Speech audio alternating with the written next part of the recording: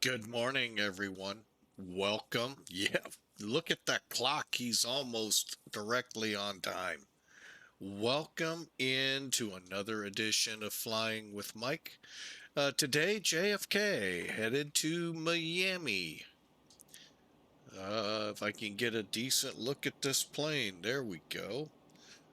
We are flying again the Clipper. We are flying Pan Am Virtual, and we're going to have some fun on the 747. Now, this will be the only ride today. We're not going to be able to perform a second flight. Got a lot of stuff going on, as we always do on Mondays here. But we will get to Miami. That is, it's Miami or bust. So, hope you all enjoy. And again, this is the Felis 747-200 Classic. And what a classic it is. We'll get into all of that here in just a second. Let me see if I can't tame this a little. There we go. Now, we are flying the Belle of the Sky, what I call the billboard. Well, so did the guy that made the paint job, the billboard. Normally, Pan Am's pretty small, but it's pretty big on this one. But anyway, we're in a weird spot, and I don't understand it. Don't claim I understand many things in many different VAs that I belong with. So we're going to keep it along those lines. Pan Am's terminal was behind them. It's no longer at JFK, but it was behind them, not terminal. This was terminal one, I thought. But anyway, uh, we're gonna, we'll make do, we'll adjust, we'll adapt, we'll overcome, and save the day. A lot of people want to get to Miami right now. It's been, well, actually, we might actually be warmer up here today than down there. But anyway, we'll be touching 70 today. So, and then we'll cool back to closer to normal, not closer to, oh my God, frigid normal. So, all right, let's crawl up in the cockpit. Let's start with this view. Kind of give you a little perspective. Felis is modeling excellently. I highly recommend this if you want details. Exclamation mark 742 in the chat will give you a link to get this fantastic aircraft. Many of you say I should fly it with the SIVA. I get it. And I'm sorry, I will not be using the SIVA or the LT. Nothing against Felis and his group. Had a really bad time with them back several years ago. I don't want to go back through that. So we'll just use the FMCs, which, by the way, most of these 200s actually ended their careers modified with FMCs. All right, so you're flying. You are, if you purchase this plane, I kind of call it a study level plane. Now, we all have our thought processes go off when we hear those words, because we each have a different definition for it. To me, this is about as study level as you're gonna get. Captains on the first side, first officers there. They are primarily going to fly the aircraft, maintain courses and all of that, while the guy in the back here gets to maintain all of that, which is uh, APU, electrics, engines down on the far left side of that panel, moving over the galley, the pressurization, the air conditioning, the engine fire warning systems, hydraulics, fuel. I mean, he does it all. And my dad once commented, came off a flight where they had a flight engineer, the captain and the co-pilot. I call them the pretty boys. Look like, oh, did we just wake up, Muffy? What? And the first flight engineer walks out sweaty and everything because he was working like a dog on that plane. So he said it was kind of funny to see. But anyway, oh, I didn't turn the lights up here. Hang on. So it is a very encompassing aircraft, a lot to it. Um, just you are gonna do what three people do. So three people would fly this plane, but you are in the flight sim, the only one. There is no helpers or anything like that. I actually did fly an airplane. Hey, Matt, 1997 Air, welcome in. So, anyway, I got to fly on the flight simulators a great rendition of the Constellation. And what a great rendition. However, it had helpers all over the place. Now, that's a plane you may actually really truly need all 200 people, no, three to run it. It seems like 200. But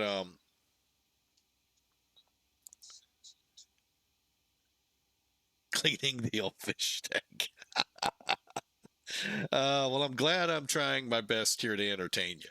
But yeah, they that airplane was very intense, and it was free. That was what was great. One of the rarities out of Microsoft, a free aircraft. Um, so, like I said, it's before those of today. But yeah, it was a great airplane to fly. Just whew, it was it was it was an interesting plane to get started. So, but anyway, like I said, this is the guy that does all of, I mean, he works. So, all right, so let's get in here, get this thing flying. Let's pull up some toolkits and see if we can entertain a little further. All right, there's Sim Toolkit. You can see kind of we're just going to fly along the coast. And the pretty boys, they'll be waving at the girls on the beaches.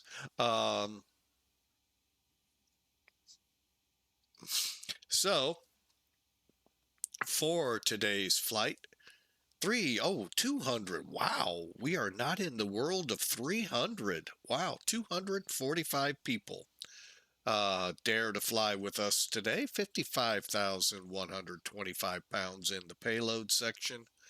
What we're gonna aim for though is this zero fuel weight, 441,814. So whatever we can do to make that happen, we'll try with 245, see what we can do.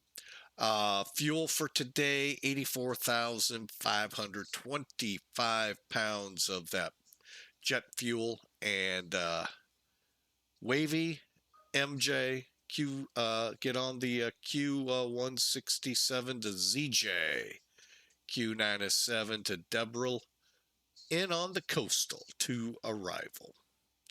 Planning currently runway 8. We may switch to runway 9. Pan Am Virtuals, who we're flying for, although that was very precarious in the beginning, they tell us our parking area is called Pan Am, PAA here. I have no idea where that is. Any of you out there who might happen to live in the Miami area when Pan Am flew? Sorry, I'm not asking age. I'm just asking if you would know where Pan Am might have parked there. Because I sure don't. We could go off the old Delta or United parking areas, but I really don't know where Pan Am parked. So, but 40,000 is graciously given to us by dispatch as our flight level, and Mach 0.85. All right, weather. Was raining, if it still is here in JFK, so I don't know if that's true to form or not. Winds are 210 at 8 knots, and well, you can read the rest. To me, it looks like a beautiful day here, but somewhere there's rain in the forecast here in the JFK area. Down in Miami, also, oh, I'm sorry, flip-flop numbers kind of, 120 at 12. Ooh, may have to think that one through. Um, 10-mile visibility and a broken layer of clouds at 26,000 or 2,600 feet. So we have marginal conditions there. Oh, those going down early for spring break are not going to be happy with Miami being cloudy and whatnot. So anyway, we'll get them down there. Who knows? Maybe tomorrow. Maybe the sun will come out in the afternoon. There is no song that goes like that. All I can say is tomorrow, tomorrow, tomorrow. But the sun will come out eventually. There, it's called Sunshine State. So again, I'm gonna zoom in up here. I'm just having a hard time figuring out where the rain's coming in. I know we had a discussion on this several months ago on a flight, something to do with the dew points and all of that. Okay, that's pretty good physics if you're doing that. So hang on a second.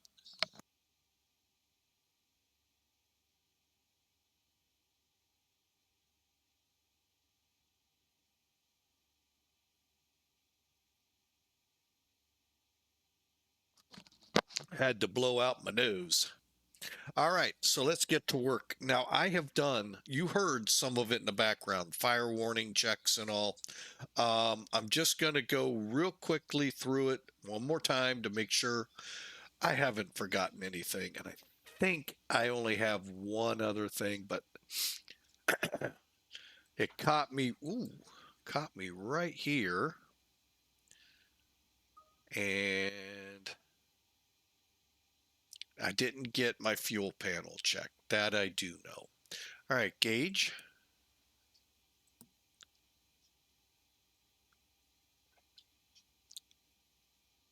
And it's going to walk through it pretty quickly. All right, we'll get this taken care of in a second. Fuel gauge reset. And I think we're ready here. One last look here at pressurization. 3013, 41. Okay, yeah, we're good for now. And don't want any of this on yet. Okay, oh, I do have one other test to do.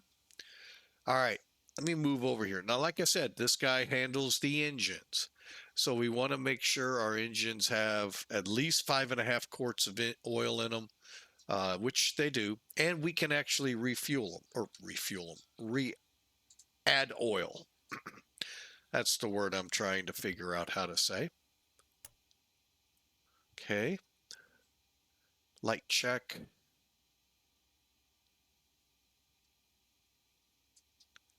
All right, all look well. Okay. You'll also find an EFB here. All right, that's good. Okay, let me go up top here. All right, I've already switched into nav. Coming down, we're looking at anti-skid on, body gear steering set, radio set.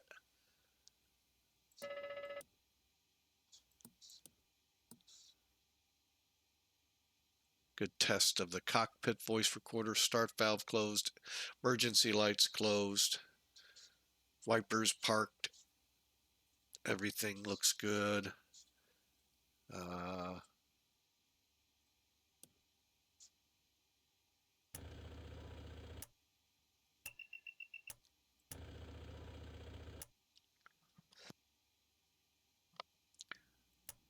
Okay. And I did test, but we'll show you what it looks like. That's what your test looks like of the pitot system. We have tested the window heat. All you would do is turn the power on, lift the guard, and these two in the middle are your overheat checks. Okay, all the lights are on. All the light bulbs lit up here and down here. Okay. Now, what I use, logo light, nav light, and then I turn all the rest up. if we should get into nighttime flying, then we'll die them down. And I forgot the map again. There we go. All right. So the upper panel's done. Now we get to the one where we actually test things.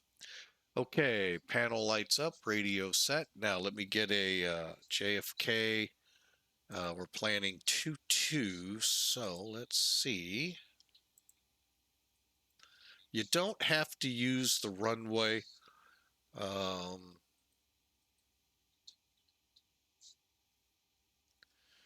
That you're planning to depart.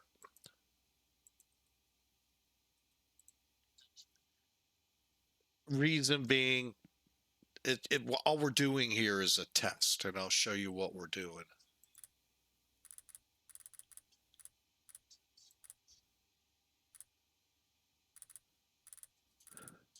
Okay, 1095, is that correct? All right, and we're not even going to worry about setting courses and all. Okay, all we are worried about is doing what's called an up, left, down, right. What that is, we're checking the indications for the ILS, not the actual that we're off left or off right, up or down glide slope. What we're checking is the gauges work. So up, see the glide slope indications up and the needles moved. Down right, may not see much movement of needles, but we'll see the glide slope show down. Okay, that was good, and we'll go to 15.9.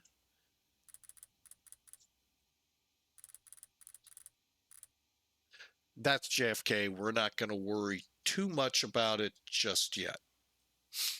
All right, okay, flight director, all appears to be working.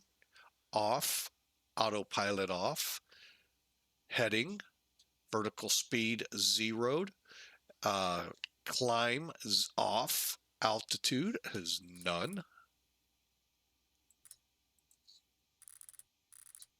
Let me go ahead and set it up to about 5,000.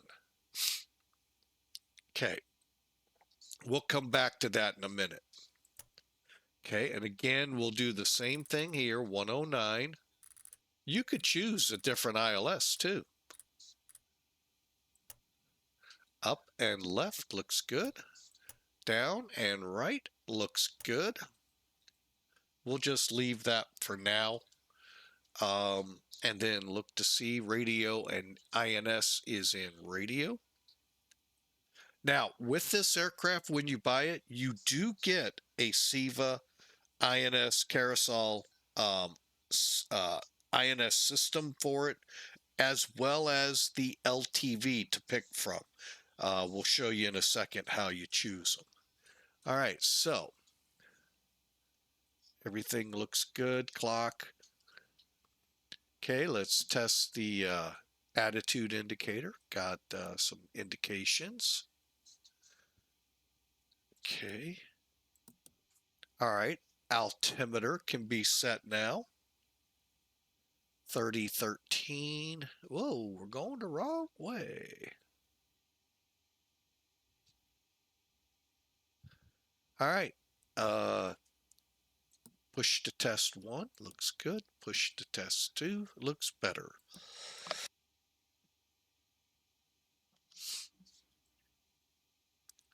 Okay, lights are working. Now, this will be the only audible you'll get from the radar altimeter. Okay, now let's get in the middle here, because what we're going to be doing, we're going to be testing instrument warning systems. So all of these lights in this area should light up. And does. Okay. Everything looks good here. Now I'm going to kind of zoom in. Hopefully you can read these. Max, all we're doing is resetting our max. Altitude alert test. This is what I was working on.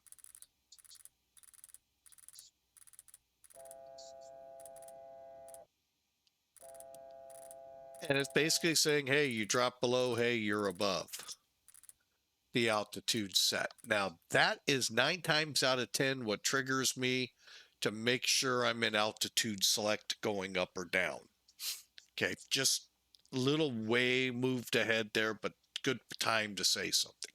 None of you have ever heard any of these alerts. Pull up, glide slope. Especially on mine. Pull up, glide slope, glide slope. All right, rudder ratio is just going to light up right above probe heat down here on the, and that's all we're looking for. Okay, light works, gears down. All right, now we'll push to test one more time. Push to test. And test. All looks good, all looks good. Okay, now let's move on down.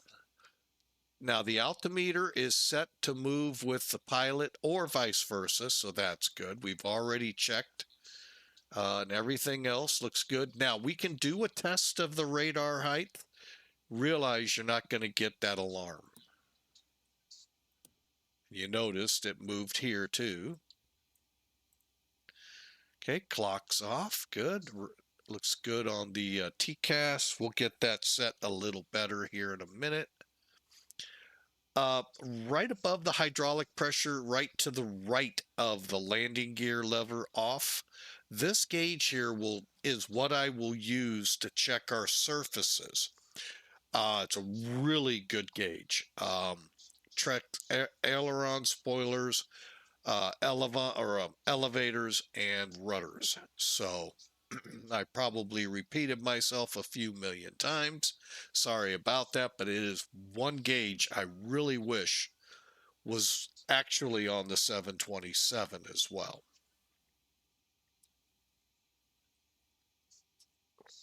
But I think it's too big, and that's why it's not. All right, moving over here. Everything looks good on the next row down. Like I said, we can adjust. We'll go to 40 on our TCAS. And down here, we'll fire up the CRT so it's ready to go when we need the radar. Radar should be in standby. Radar's on.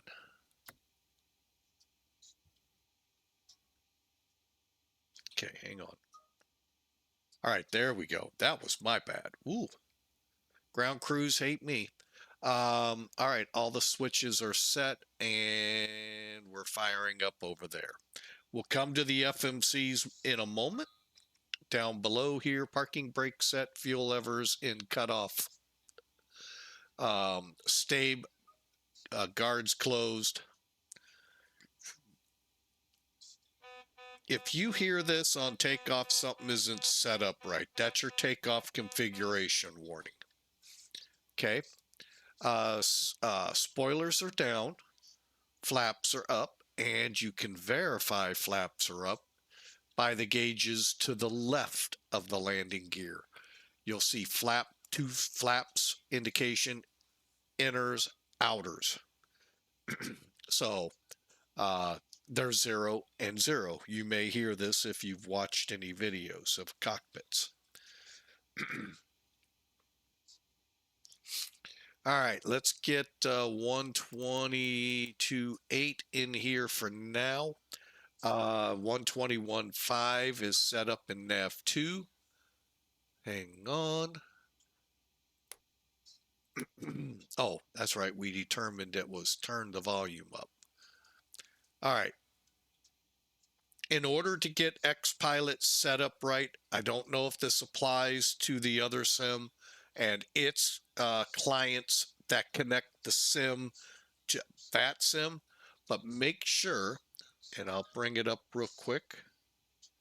It's always something worth looking at.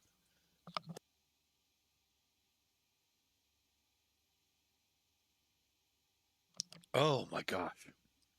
All right, you want to make sure first that your frequencies are correct.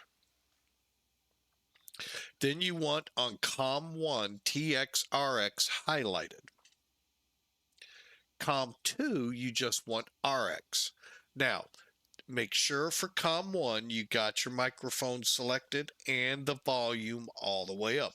Now, if they're too loud in your ears along the way, you can always turn them down. Don't go too far because you then may miss a call for you. COM 2 is technically emergency traffic only. However, VATSIM deems it now to be used in, well, actually worldwide. In case you won't switch over, they come to you on guard and yell at you. There.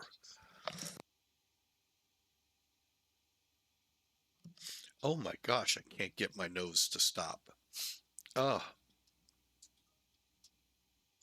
so that's how you want this all set up.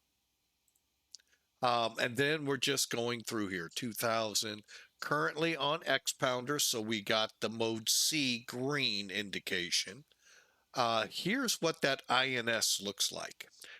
It would be the same unit where the FMCs are as well. You need 3.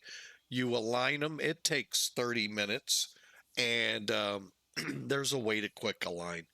But those of you that are in all-out realism mode, which a lot of you are, nothing against you, you'll let it run. And then 9 fixes is all you can put in, and that's it. You can't go 999. There were systems out there capable of that, but not this one.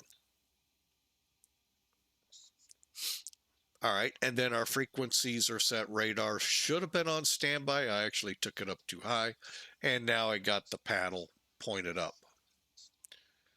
Okay, that's it. Then your 2 lights down here. So we're ready to go to the next step. Let's get this plane loading. Okay, first off, hang on. Looks like we're running right on the borderline here to get out of here. And that's without traffic on yet, folks. I think what we'll do, at a minimum, depart JFK offline. We'll see how frame rates are. But if they hold like this, I'm okay coming on VATSIM. It's when they get in the teens and stay in the teens that XPilot could disconnect you. And I believe the same thing with the clients on the others, on the other sim. Anyway, I'm just setting my map real quick. Okay. Real quick here. G&D, that's where your chocks, your GPU ACU is, where you can refuel oil, cool your brakes down if you had one of those kind of landings.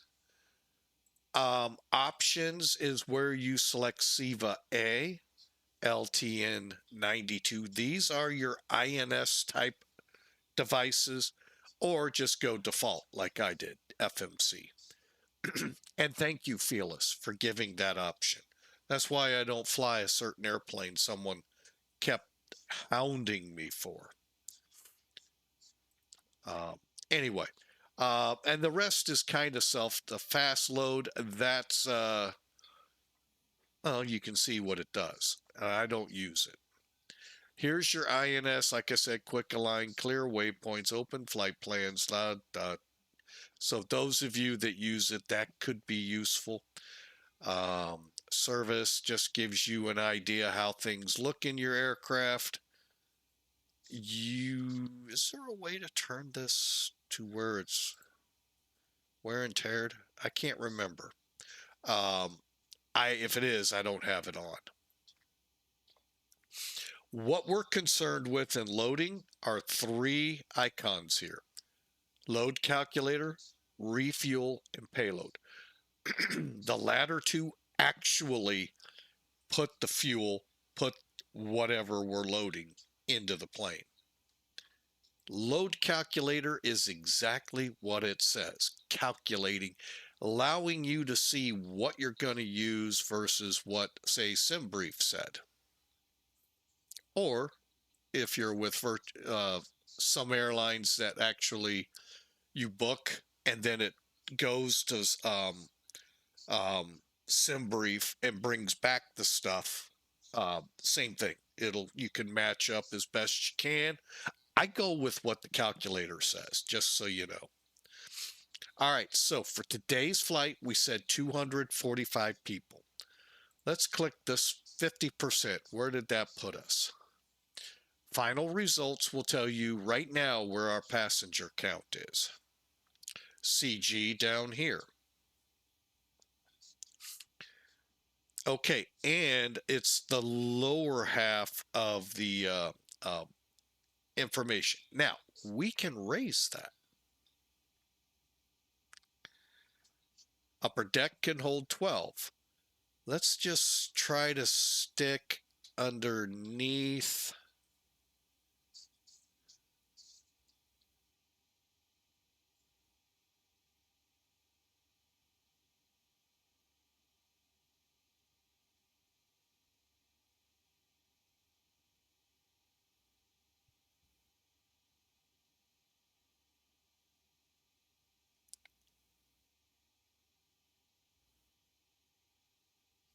All right, I am making sure to have a lot more people in cattle car section coach versus up front.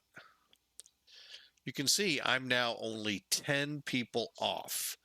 And our zero fuel weight was supposed to be 441.814. Currently sitting at 438, almost 400. We're almost right there, and we haven't put a lick of cargo on this plane. So I'm going to go ahead, balance this out to 245.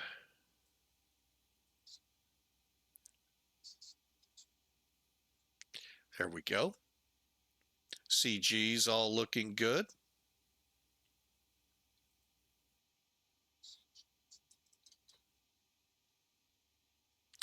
All right, so again, we're now 1,000 pounds off. So I'm throwing that out. I'm going to throw 25% cargo. So between the baggage and cargo, that's what's going to be underneath the plane to Miami. All right, so we're going to put 22,000 where you see cargo 1, 33 number 2, and you can see it tells you up here what each of these compartments are. I like this, and it took us,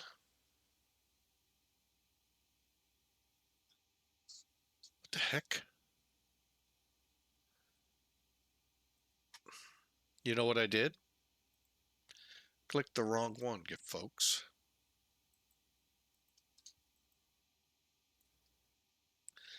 I clicked the wrong one. And by the way, if you click 50%, it'll add more.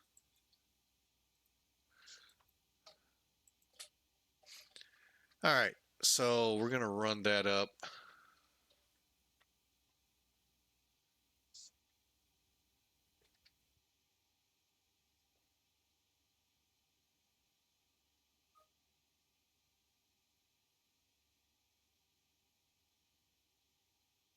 Clicked the wrong one. I can't believe I did that. All right, so there we are. We're back kind of where we were, kind of. Cargo, 25%. There we go. My bad. We'll have 4,000 where you see cargo 1, 6,000 to 15,200 and 5,000. You just got to pay attention what you're clicking here, which I did not.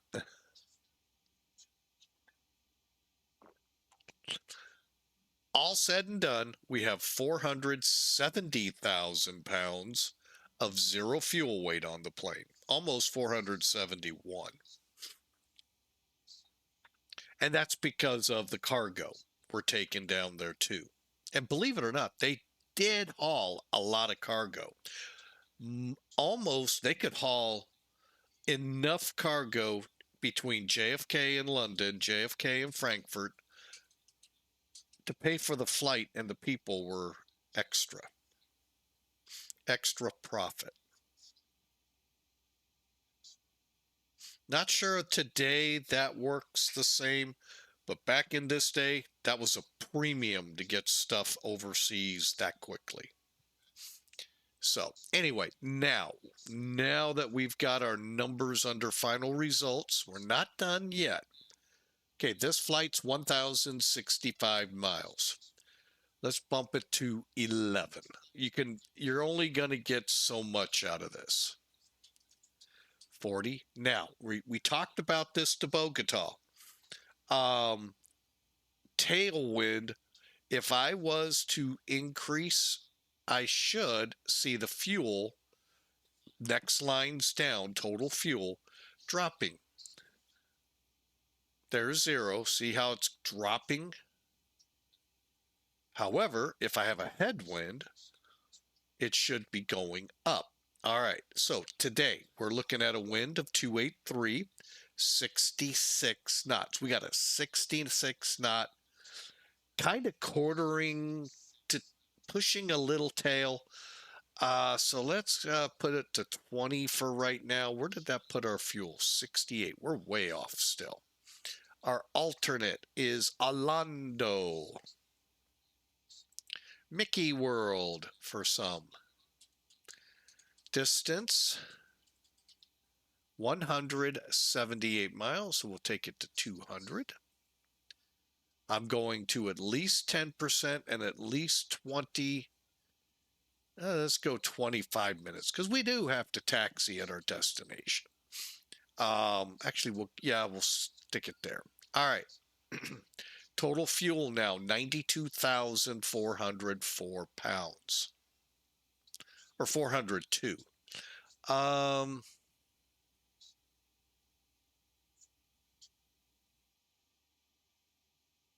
going to actually do 30-minute taxis. I have in Miami, I told you, I have no idea where we're going to end up at. I think talking with the CEO one day, the one pier that comes out just south of where American Park, which actually American Park's at today, might have been where Pan Am was. I don't know. I'll be totally honest. Really tried to never follow Florida. Not a huge fan of the states. So,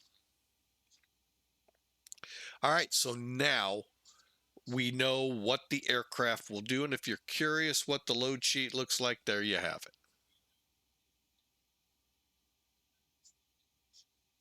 And if I take it off too quick, this will be up on YouTube later today. All right, so now let's click home. Time to get this airplane fueled up, right? Use the load data, tells you what it's got to do. I need a total fuel, 93,200 pounds.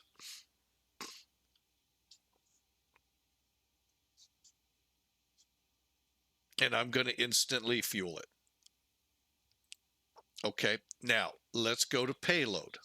Use load data sheet. There's our load that needs to come on. This, I'm going to board and load. Let it do it on its own.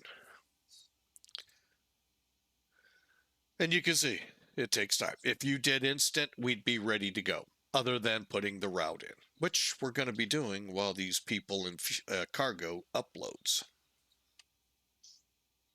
All right. Speaking of which, route menu, company list. Oh, I got to go through this. I keep telling myself that. Okay, MHR, MIA. There we go. All right, so we're planning runway 22. Maybe on VATSIM, maybe not. That frame rate really, I don't want to disrespect controllers. Come off, get a clearance, get all of that stuff, and then we go offline because our frame rates can't hold it. We can still move about. It's just staying online with weather, scenery impact of New York City. It is one of the big cities in the sim, and a study level type aircraft, and then throw online traffic. That usually is a recipe for disaster. All right, so I'm going to bring charts in now, and hopefully I won't forget to retract charts. Okay, so you can see that's what we used for our up-down. I'm going to go ahead, get rid of it. There's our route again. All right. Let's go into flight.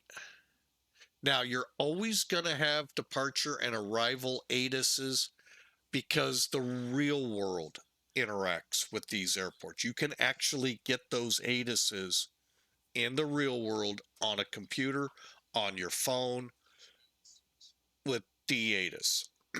Now, not all airports have it, but it's a great tool. All right, so let's go. Here's JFK. We're planning to use 22 right departure. VATSIM. So this is if we go online, what the VATSIM controller's ATIS is out there. It currently Charlie. 220 at 8. Gee, what runway would really go well with 22? Huh.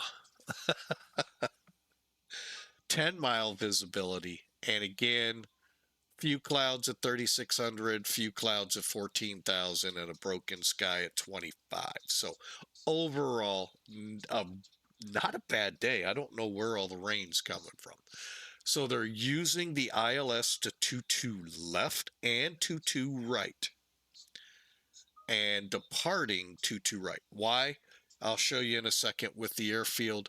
Operate mode C, we all know that. Well, not everyone.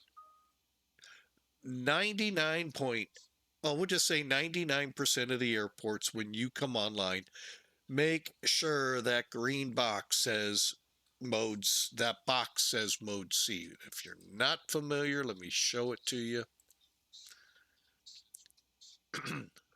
Right up here, mode C, next to where your comms are, you'll see connect.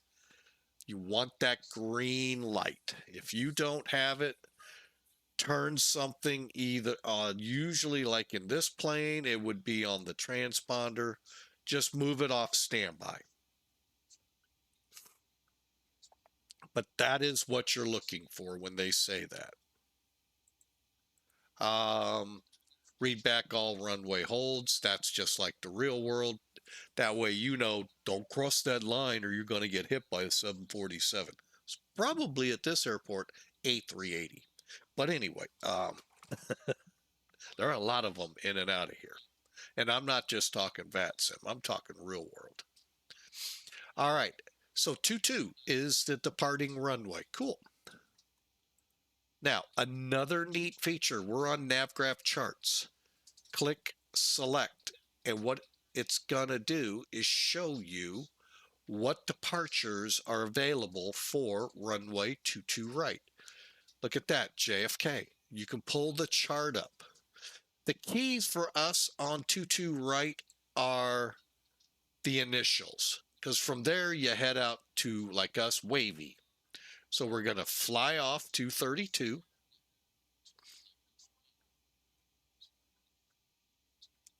And then we're going to work our way over to WAVEY.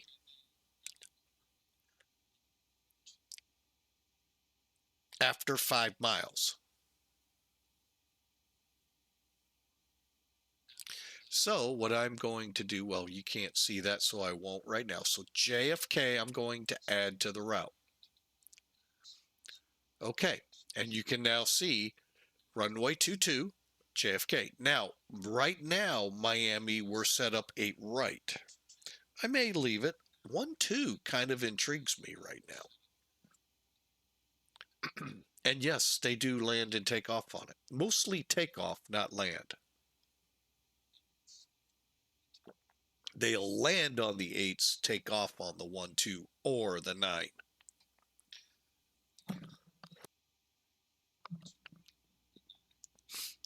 Okay, so let's look at Miami. Right now, nothing under VATSIM, but we have 2, a departure and an arrival. There's all your arrivals. Now, be careful with this airport.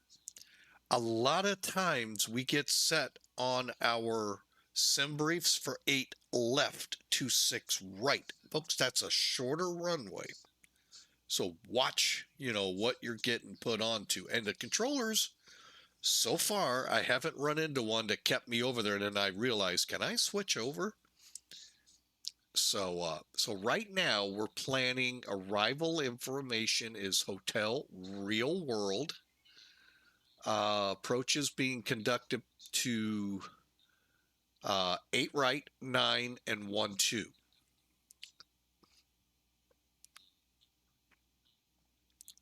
They want us holding short of 9 if we come in on 1 2. That makes sense.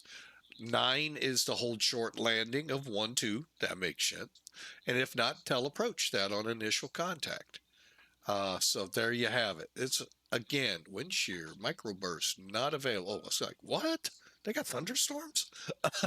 So, um, so that sets the tone for what we're looking at down in Miami. All right. So why I said that? Let's get an approach put in.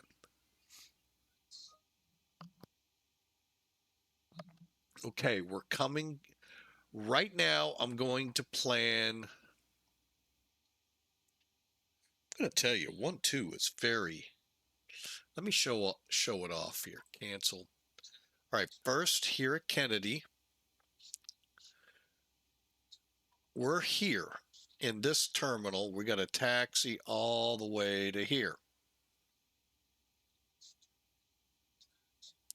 Miami. Okay, this is where I have been told they believe Pan Am parked. Concourse E. I believe Delta was in G, Unite, or H. So you can figure these 2 or 3 in here. I don't know how, it's been a while for this one, for the addition of J. So I really don't know. I'm going to go ahead, plan here to Concourse E. So if we land runway 8, by the way, see what I mean? 8,600 feet and a much skinnier runway. Yeah. So we'll plan 8 right. Come off Mike 10, November, down, Whiskey, Papa, or in at Yankee 1, wherever, and find a parking spot in here. Okay.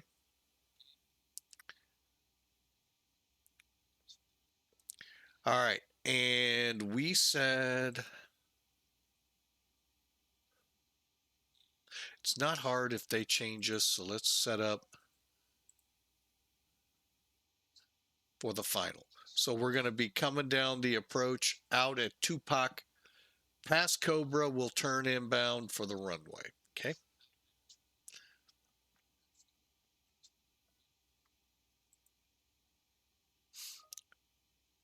And if I zoom in, you can actually see the departure had been added.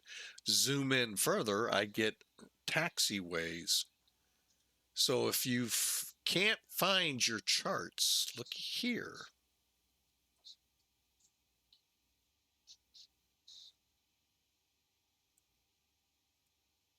All right. What do you say we go fly? All right, let's do our route real quick here. Okay, so departure JFK. We're on runway 22 right.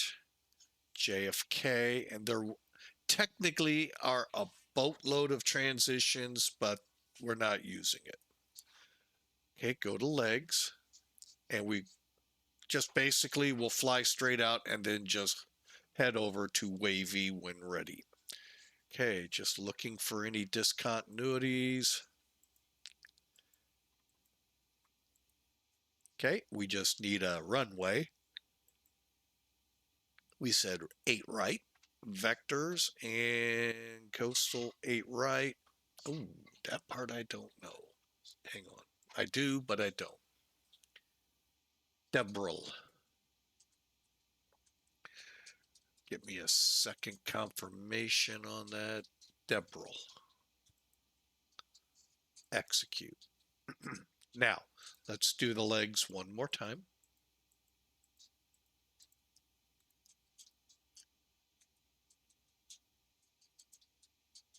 Okay, so there's Tupac vectors. So we'll continue on 273.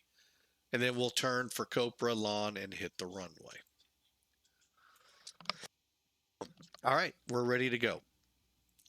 Now, last thing you have to do here, click VNAV, next page, 40000. You could have put in FL 4400, but I like to play it safe. Legs, flight plan, we're ready to go.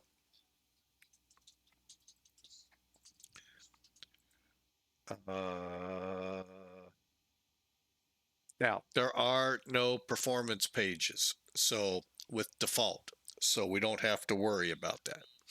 All right, let's take a look how we're doing load-wise. We got all our passengers on board, all our cargo. Let's look outside. Cargo doors are closed. However, the main door remains open.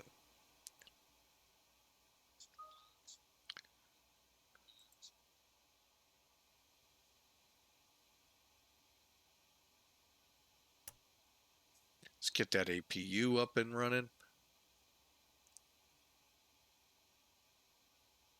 Waiting on the door close.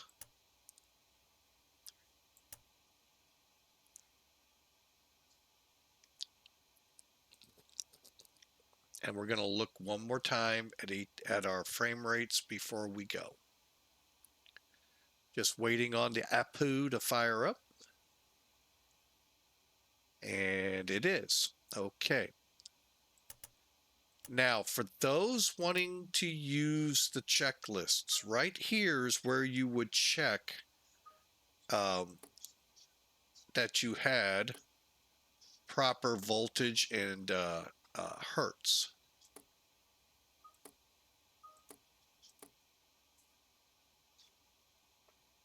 We do, so we go click and click. We are now off external power.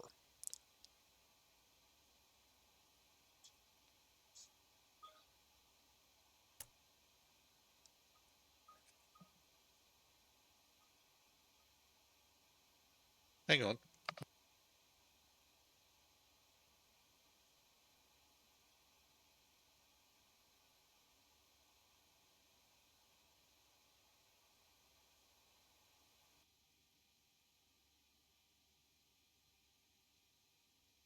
My wife's computer is just dinging away behind me, and I'm trying to figure out why. And she says it's a Teams thing. Don't worry about it.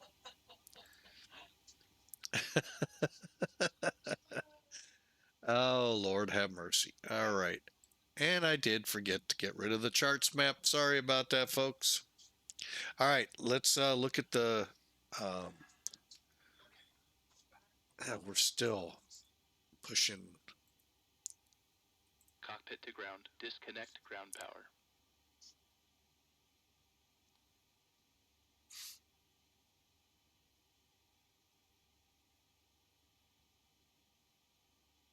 See how it's hanging in the teens?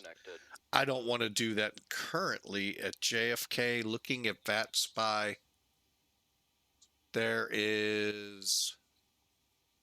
Yeah, I'm not going to be able to sustain. So for now, we're not coming on ATC. Nothing to do with New York Center. It's just all about will I be able to maintain frames with bad weather and all. Now, I could turn the weather off, but I'd rather not. And see, now it would be fine. But give it a few minutes and we'd be possibly seeing a lot of cautionary messages. I hate that too. And there it went to 16. See what I mean? So let's get ready to rumble. All right. First things first.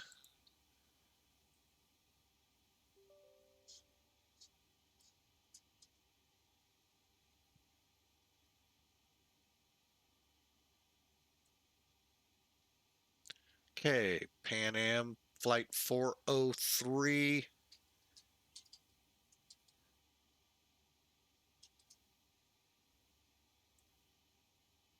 They want us in D39?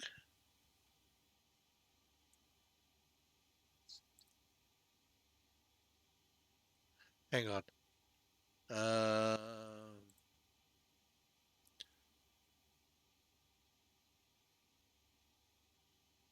Huh.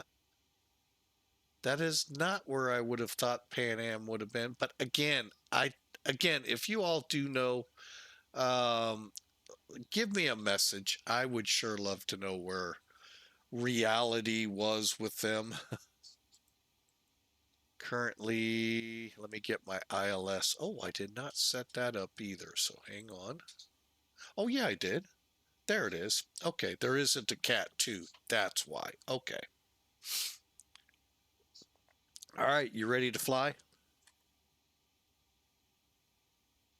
Let me make sure. Hang on. I got the FMCs. You know what? We'll just make sure. Performance calculations. Load the data sheet. Let's see. Our runway here at JFK, 12,000 feet long. 50 feet, if that. 13 feet. We'll go 220.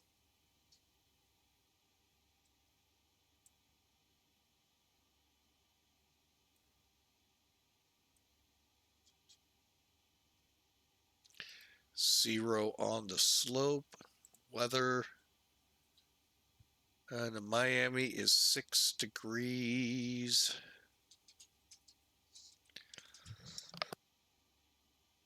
And currently we are 30.08. Wind 230 at 6. All right, then on the other side there, you see the results 125, 132, 149. Set the speed bugs, and that's what each bug will be set at. And then these are your flap up speeds. So stay trim to 3.1 when the engines are running. Initial pitch 17 degrees. Above 10,000 feet, 301 knots.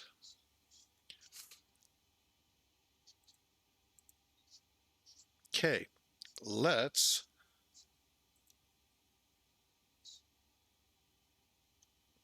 take a look at the checklist.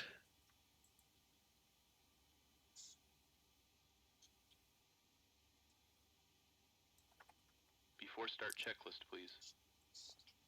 Gear lever and I light. find I miss Down and things. check. Brakes. Parked. Start levers. Off. Radios. On and check. Flight control hydraulic power. On. INS. Check and nav. Compasses. Slaved. Window heat. On. Seatbelts and no smoking. On. Emergency lights. Armed. Exterior lights. Check. Flight instruments. Check. Altimeters and clocks. 1, 0, 2, 0. Set and cross check. Radio INS switches. Radio. Radar and transponder. Standby. Indicator lights. Check. Engine and wing anti-ice. Off. Stall warning. Check. Mach airspeed warning. Check. Auto brakes. Check and off. Body gear steering. Arm. Anti-skid. On. Autopilot and flight director. Check and off. Takeoff warning. Check. Auto flight enunciators. Check. GPWS. Check. Instrument warning. Check. Flight director computer selectors. Check. Instrument source selectors. Normal. Reserve brake valve. Closed. Spoilers. Down. Static selectors. Normal. Oxygen mask and regulator. Check and emergency off. Okay, everything looks good to this point. I always want to make sure because I easily forget things. Brake pressure. Check. Stabilizer trim. Check and on. Rudder and aileron trim. Check. Checklist completed. Battery. On. APU panel. Check. Auxiliary power. Check. Engine oil quantity. Check. Fuel quantity. 92872 pounds. Fuel panel. Let's see.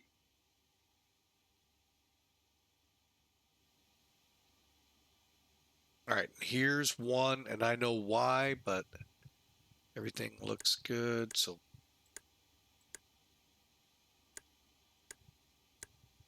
Check and set. Pressurization controls. Check and set. Bleed controls. This. Check and set. Hydraulic quantity.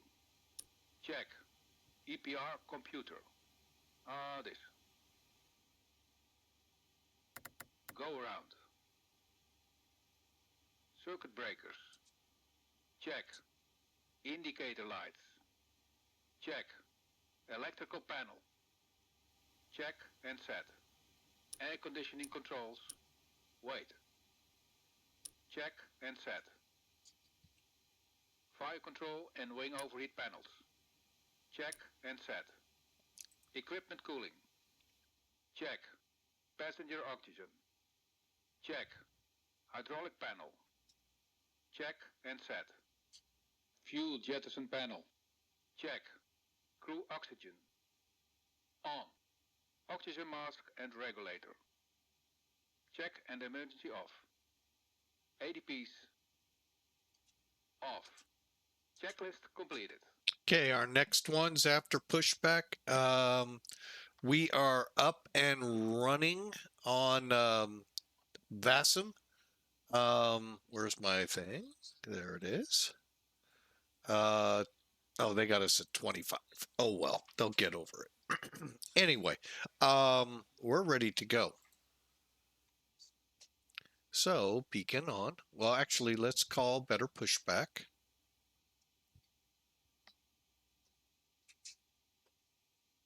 Ground to cockpit. Please show me where you want to go.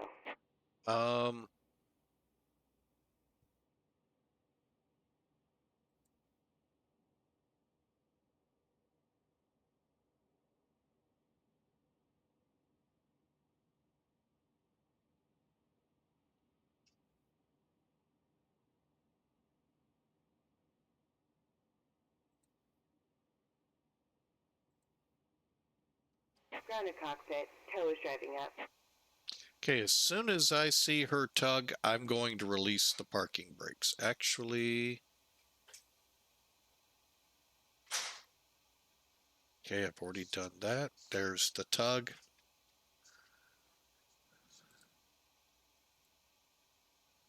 Cockpit to ground. Remove the chocks. See, again, we're in the teens. I don't want to take this risk.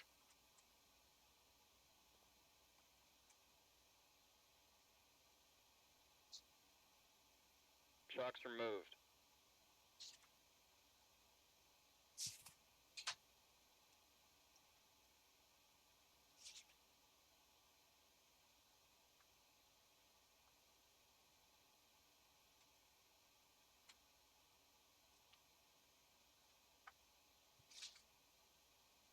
Okay, all doors and hatches are closed. Ready to connect.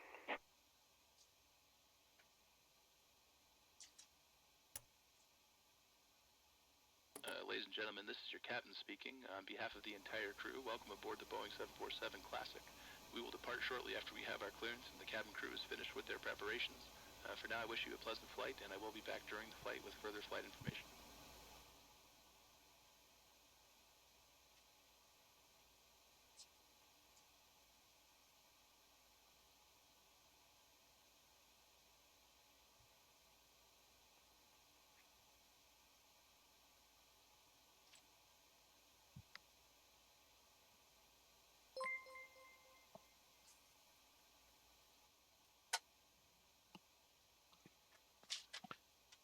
Kipper, Tow Crush, connected and thanks bypass pin for inserted. following. We Read sure parking brake. appreciate you.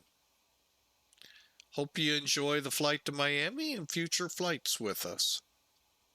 And thanks for joining the family here at Flying with Mike.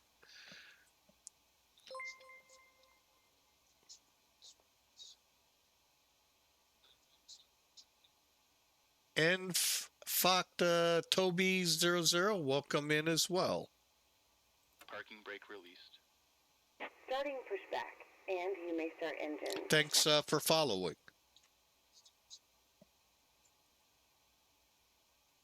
All right. Now, to get this aircraft started, got to make sure the fuel pumps are on. Got to make sure the packs are off. And then head up overhead. Turn the start valve. Ready to start the engine. Open the valve. Ready for engine start. And here we go. Starting engine 3. Starter valve open. Okay, I'm going to start them one at a time. Oh, I forgot to pull the jetway back. Oh, well. We'll start them one at a time, 3 and 4, and then we'll do 1 and 2 to get going. 20% and 2. And somebody wasn't paying attention. That would have been this guy. Fuel on. Light up.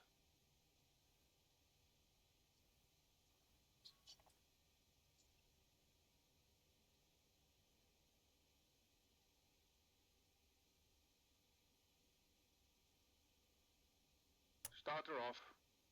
Okay.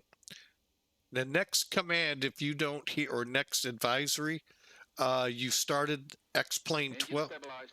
If you don't hear stabilized, you started X-Plane 12's 747-2 using X-Plane 11's ACF, which that, as you can figure out, doesn't work. Starter valve open.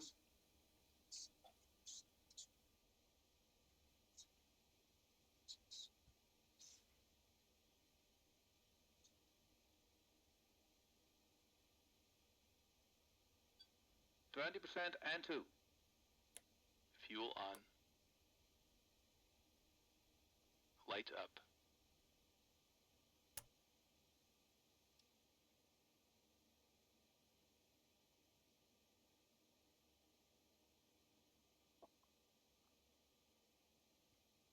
Now, there are actual reasons to pull it up, and that's to get your gear aligned so they're straight. That's Engine that stabilized. body gear steering. All right, now we're going to do 2 of them at once. Starting engine 1. Starter valve open. Okay. Wait a couple seconds. Starting engine 2. Starter valve open. Operation complete. Go ahead and set the parking brake. 20% and 2. Fuel on. Parking brake set. Light up. Disconnecting tow. Stand by. 20% and 2. Fuel on. Light up. Starter off.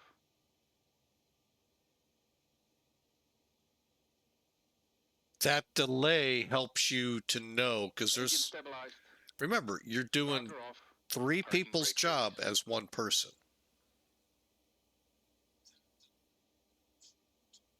Engine stabilized.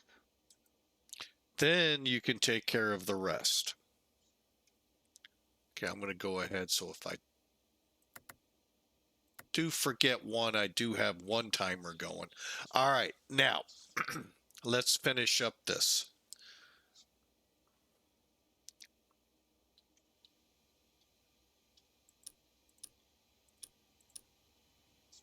Tow is disconnected and bypass pin has been removed. Hand signal on the left. We'll see you next time and have fun up there.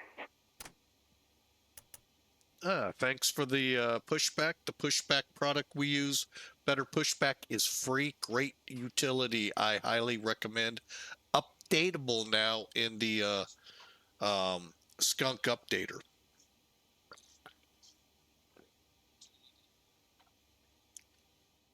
Okay, and that hopefully is over here. And there they are with the pins. All right, let's get back over here and finish up. We got us on internal power. Bleed off. Believe me, if you forgot, the whole airplane goes dark. Engines still run. Okay, everything's set.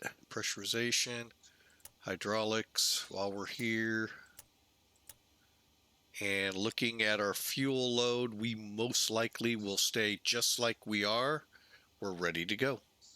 All right, let's run this real quick. We got 2 checklists. Light recorder, beacons, starters, pack valves while I'm here. On 6 degrees. Let's go ahead and run some nasal heat while we get out of here. And Cabin crew, arm slides. All doors are closed and armed. okay, that'll get set. All right, let's run it. And on behalf of our captain and the entire crew, I wish you welcome on board.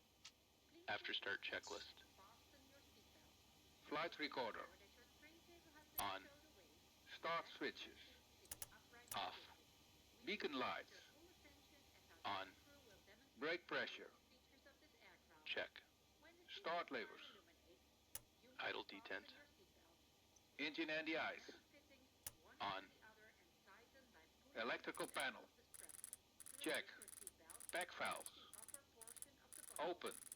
Dual warning lights. Keep your seatbelt fastened Out. while in your seat. Hydraulic panel. If you are seated next to the emergency Check. exit, please Flight follow the recorder. instructions on the safety On. support card. After start checklist completed. Socket in front of you. If you do not wish to perform the functions described in the event of an emergency, please ask the flight attendant to repeat. All right, we're going to check our flight controls. And again, right above Take a moment the hydraulic gauge, first officer's side, is this big panel. You'll see things moving. will guide you towards the exit. Doors can be opened by moving the handle in the direction of the arrow. Each door is equipped with an inflatable slide, which may also be detached and used as a raft. In the event of a decompression, oxygen mask will appear automatically in front of you. To start the flow of oxygen, pull the mask towards Something's not right. Hang on. Cover nose and mouth, adjust the headband and breathe normally. Although the bag does not inflate, oxygen is flowing to the mask. If you are traveling with children or someone who requires assistance,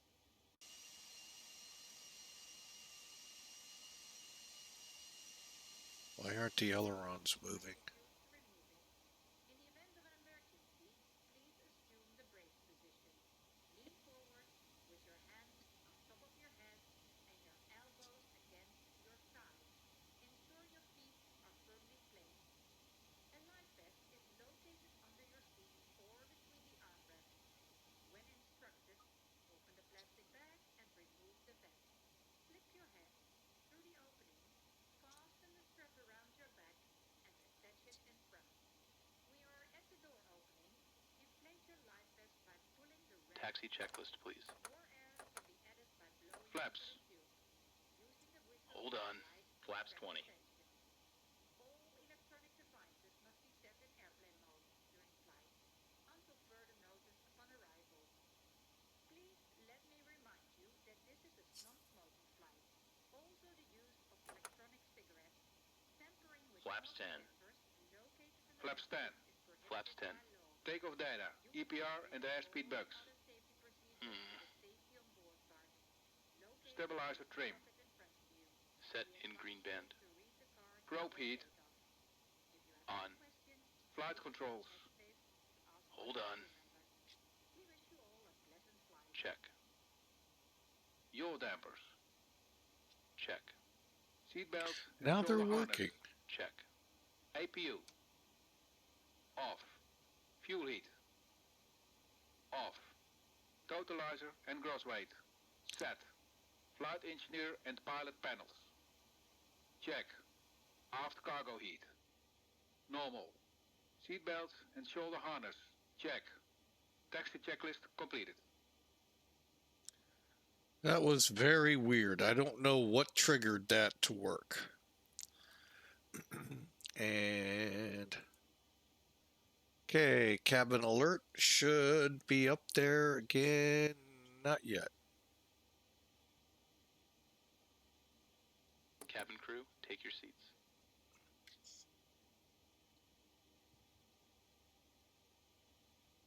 Parking brake set. Parking brake released.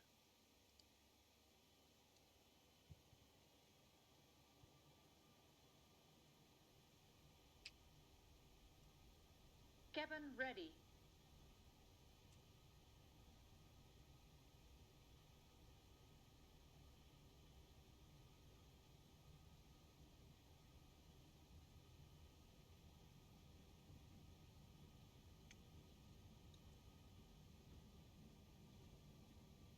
All right, sorry for that, folks. I really don't know what happened there.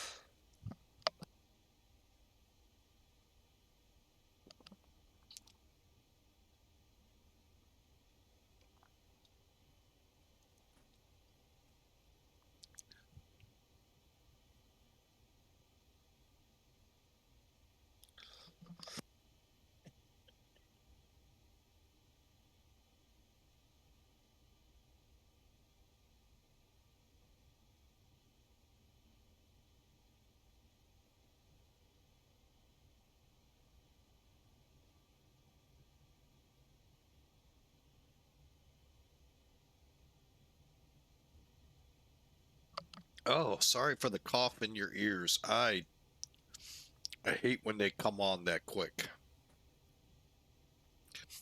All right, so where are we holding at? Oh, we haven't even started. Okay, so we should have a cabin alert if we haven't already answered.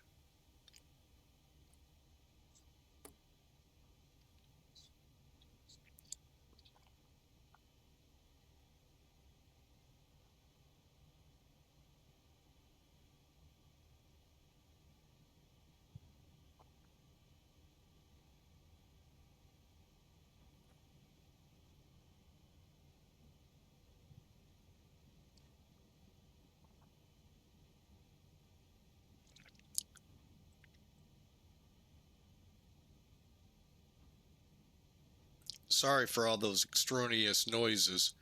Oh, just trying to clear my throat and all of everything else.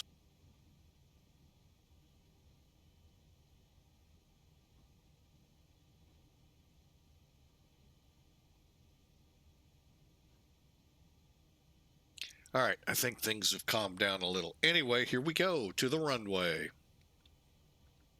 You know, if I was thinking, I would have switched and ran with onboard ATC. Dang it. Even though we ran into troubles with it on the last flight, it would have been fun to see how it worked with this one.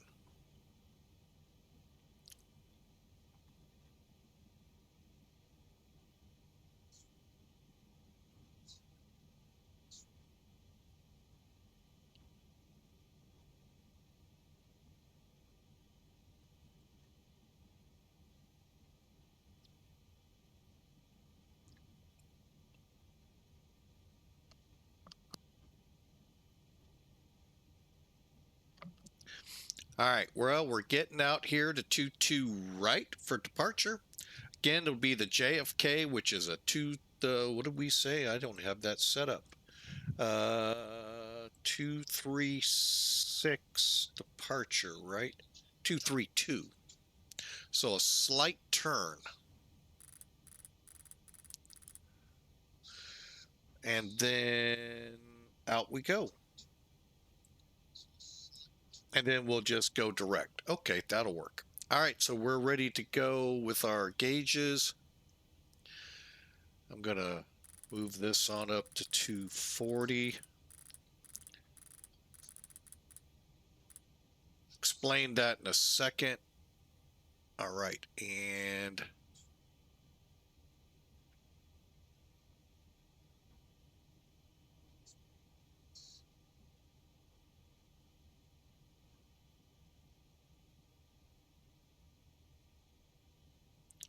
all right, there's our runway. Very long displaced threshold, which is good for takeoff. You just have to land at the threshold, which is on this one a good distance down it. I think it's a good 4,000, 3 or 4,000 foot displace.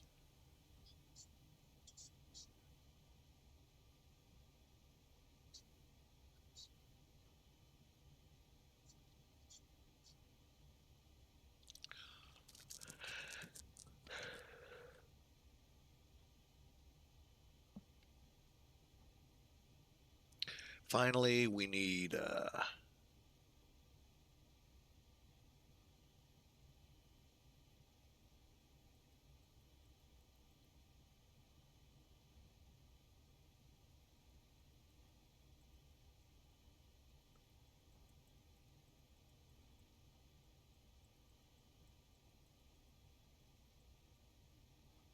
perfect.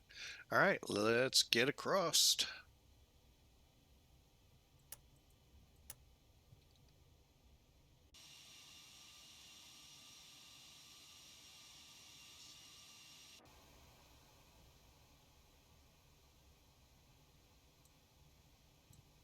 I did flaps 10. Okay.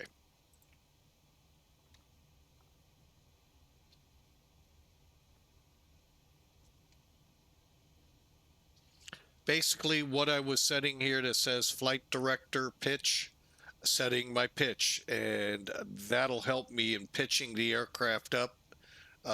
Again, if we go over to performance calculation, it tells us everything we need to know. 3.1 on the trim, 17 degrees, 301.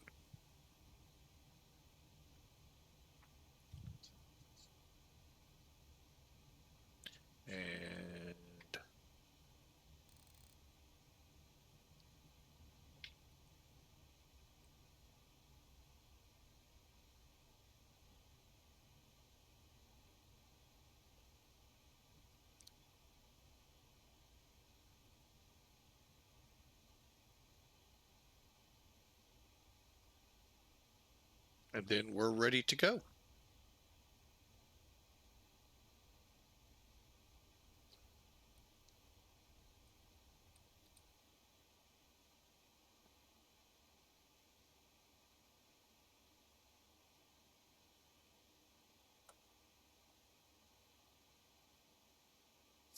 All right, let's start the checklist. Okay, clear for takeoff, runway 22. Ooh, we're not stopped.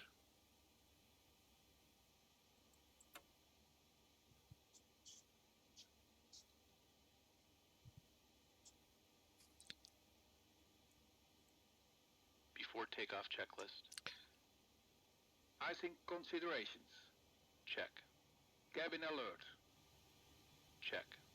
Transponder. Check. Ignition.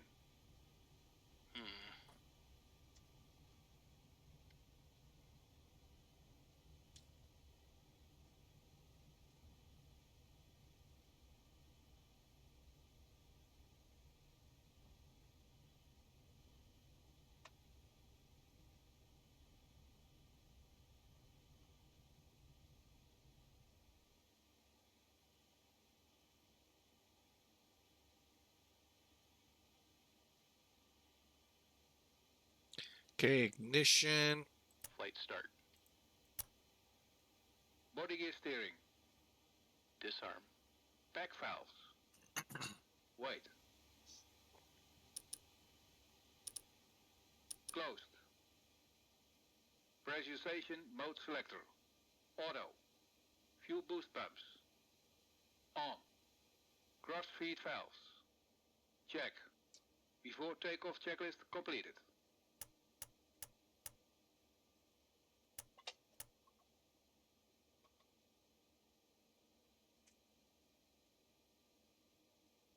Here we go.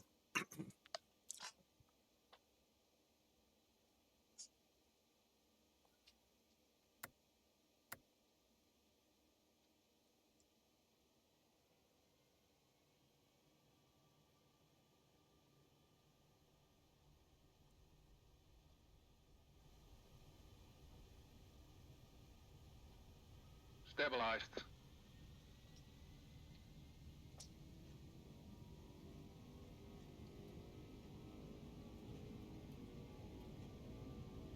Thrust set.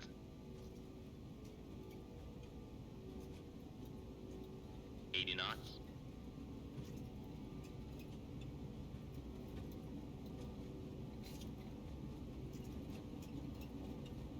V1, rotate.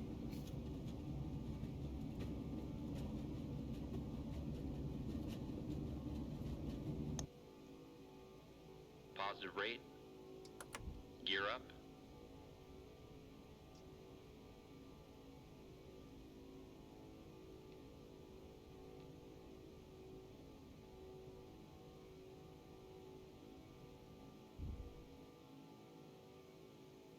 Gears up.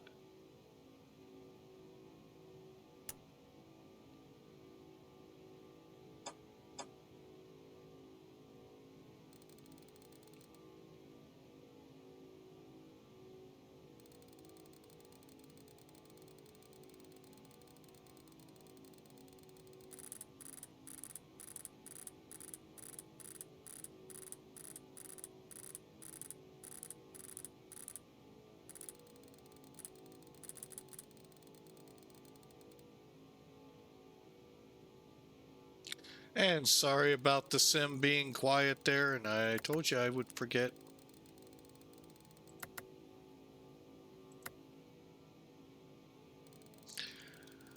Okay, now come over here, switch into VS.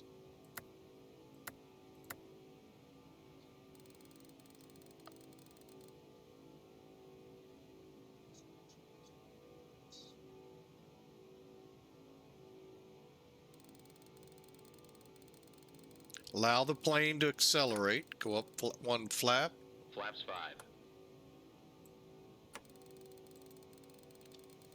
While we're thinking about it.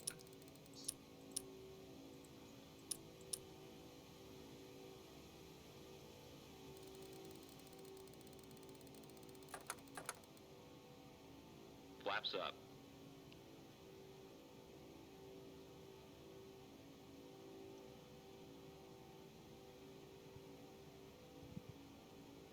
Sorry, I'm bouncing around a lot.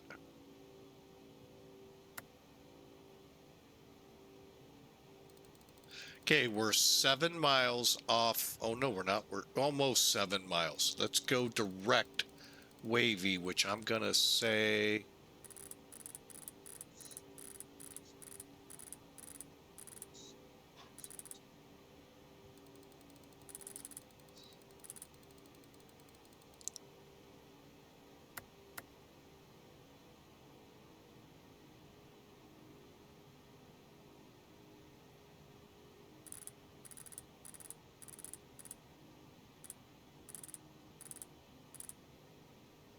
About a 120. Close, get these out of the way.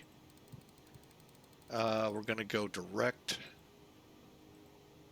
WAVEY, execute, INS.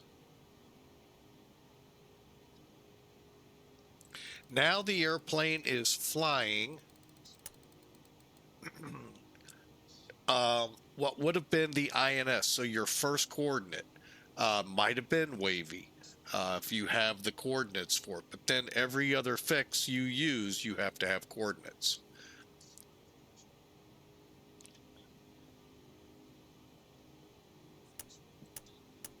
10,000.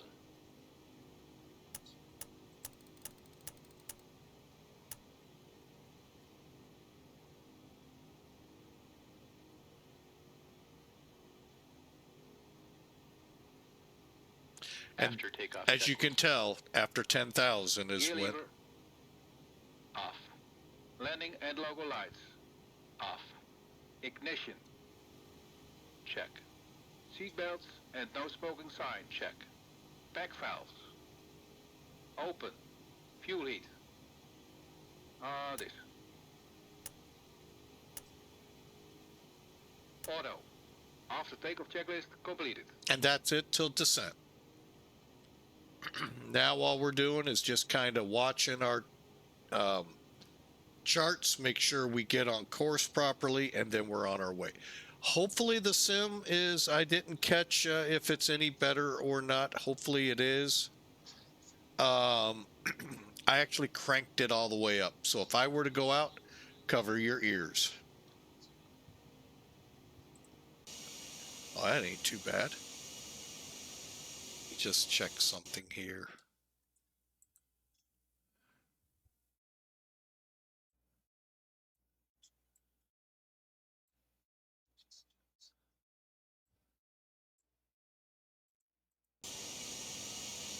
That isn't too bad.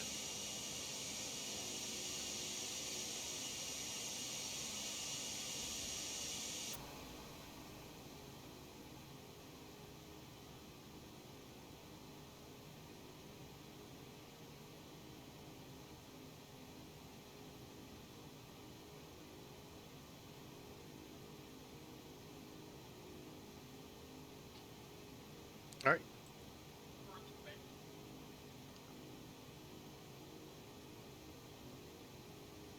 All right, we're 4 minutes since I turned it on. Let's see, from pushback.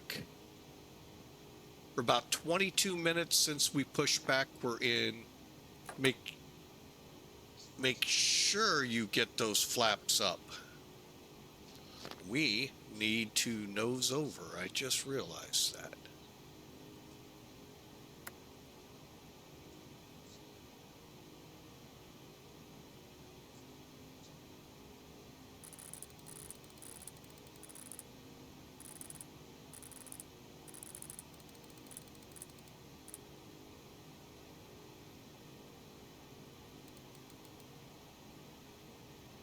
Make sure those flaps get up, because if they don't, they will fault on you. We're in climb. We got the radar set.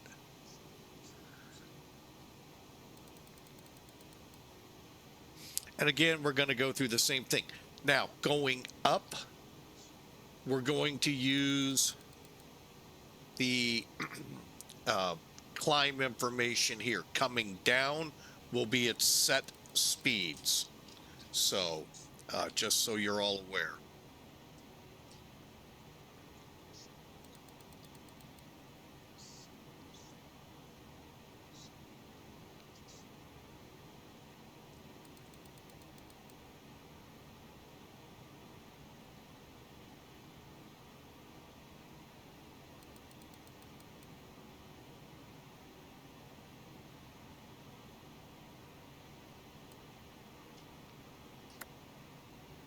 Now, the indicated airspeed will dictate our climb angle and our feet per minute. All of that will be dictated to maintain that.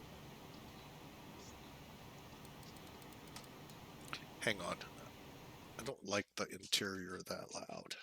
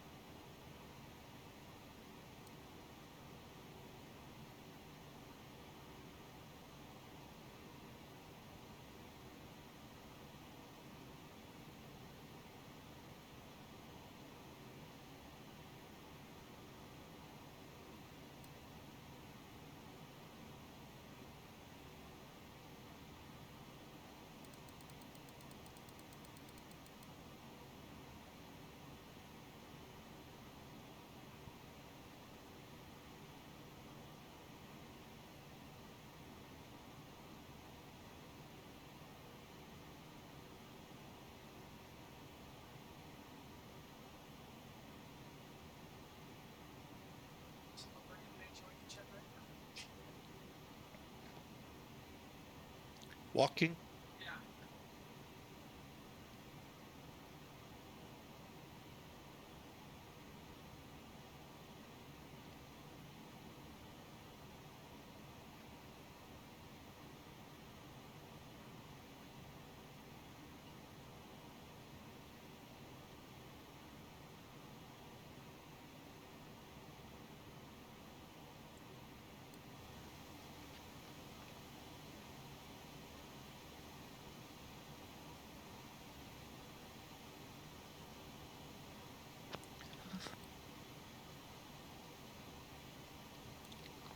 All right, we're back.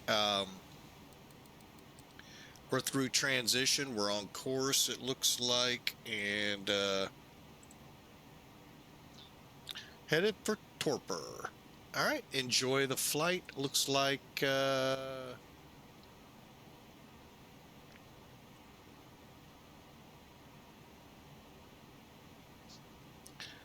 currently showing 2.5 hours.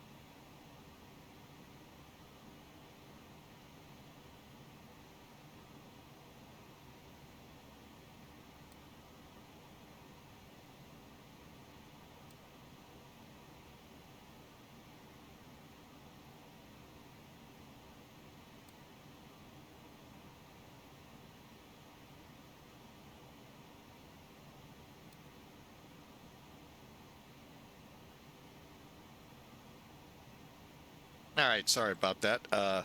Something came up real quick, had to take care of. Mission failed. Welcome in. Yes, I also fly the 747-200 and the Dash 8. So we'll get that out of the hangar here soon. Awesome, awesome. Mission failed. Saying same here. All right, we're still in our climb down to 2 hours and to Miami. Be 1 second.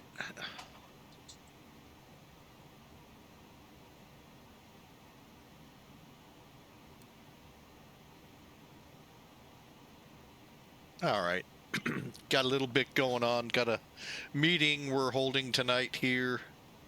Someone gifted you a sub. Outstanding. Love hearing that. Wonder who that was.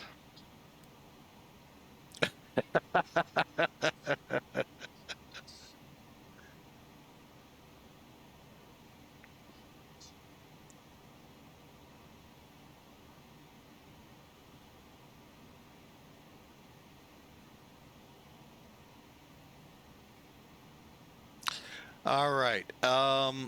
So we're about to level off here shortly, probably in the next 2 to 3 minutes. 40,000 feet. We're on our way. Hang on a second here. Hopefully it's not too loud. You're flying the 748 also, but your cargo liveries won't work. I am not very familiar with the 748. I have a problem with the auto brake kicking on, reject on takeoff. So there are some still issues with it. That one I don't seem to have any problems with, though, the cargo liveries. I will say it is kind of a weird setup in the plane, but that's about all I can do. I've only flown maybe if I've flown a half a dozen flights in it, that's probably an overstatement. So we're still getting really used to it. I used to fly the 747-400 almost religiously. It was really, from PMDG back in FSX and a century of flight, just flat out love that plane. The 777 is the reason it kind of got pushed. When that came out, that was an amazing plane. Can't speak for what they're like nowadays with the new sims, but I heard rumors they may not be like they were. So I don't know. Again, I don't want to be the one to say those kinds of things not knowing, and with no plans of finding out either. So we'll continue on and try something here. Hopefully it's not too loud. Just kind of an annoying sound.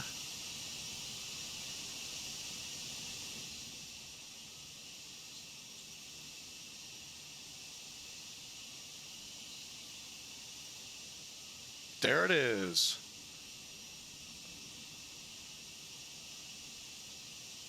Sorry, had some coughs there. Clipper 403 Heavy on its way to Miami, the Queen of the Sky.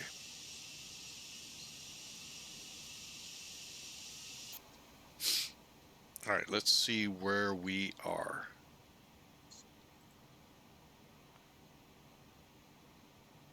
Okay, I normally, if I'm going to come online, do not do it this close to New York Center. The reason we were not online for departure, had my frame rates look like you see on this EFB, not a problem. They were in the teens. And for me, I find that pretty typical in the New York City area. That is why I have yet to purchase the, I am going to assume outstanding scenery for JFK. Their Atlanta scenery is phenomenal, so I can only imagine what JFK is like. So, and believe it or not, it's escaping my mind what the name of it is. Hang on.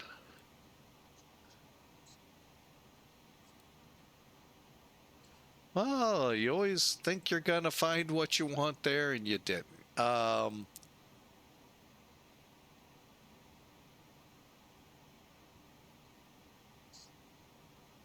Really? Oh, come on. I don't even have the name here. But anyway, wow. I I'm kind of taken aback, and I don't have the name for you. Sorry. But they're known for phenomenal sceneries and X-plane, and I'm just scared it is just gonna bring it to a grinding halt. I know the hang on, Star Sim Philadelphia really impacts my computer too online. Um, Sometimes even, well, no, it won't really impact it offline. But okay, we're getting a little fast here. Hang on.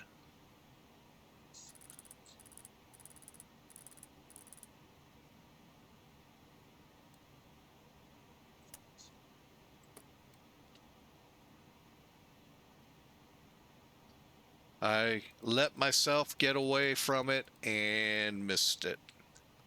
Hang on.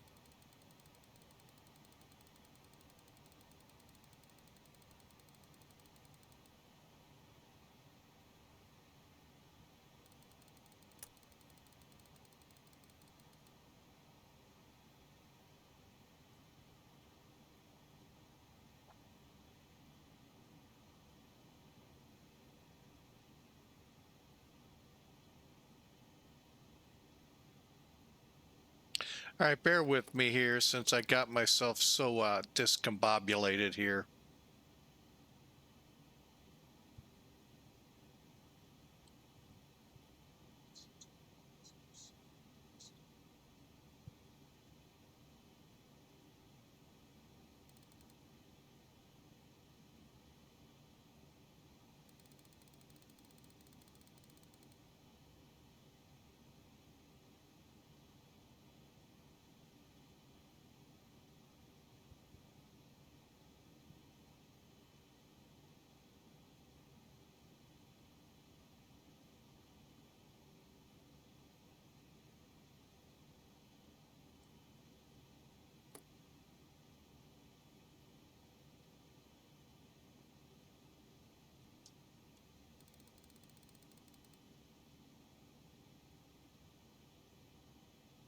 1000 to level off.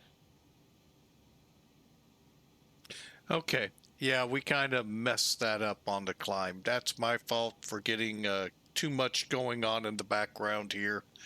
Um, we'll get it made up for at top of climb, which is in about 500 feet.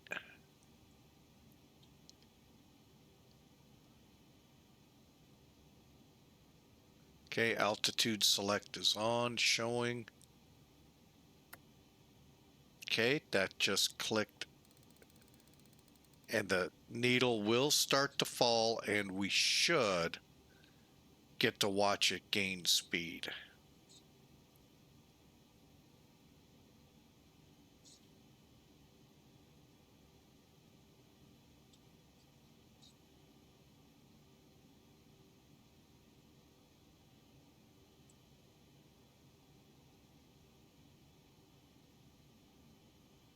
Okay, and then I'll come online once we get everything back in whack here. There goes the airspeed up. We got a lot to recover.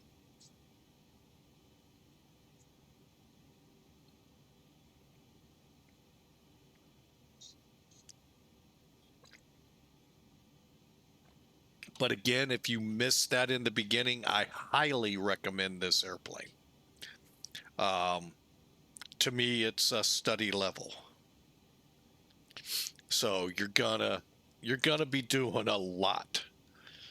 And we'll go over that here as soon as we get things back in kosher alignment here.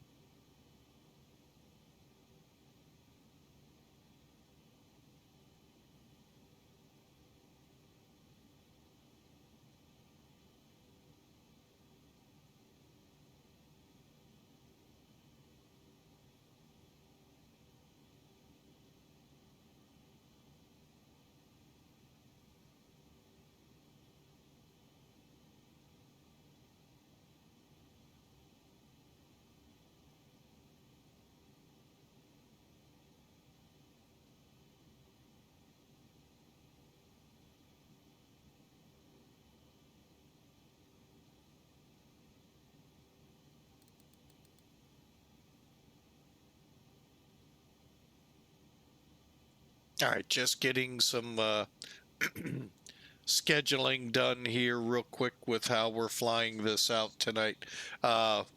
Mondays and Tuesdays, since the little whippersnapper is not with us by day, um, she's in our studio here.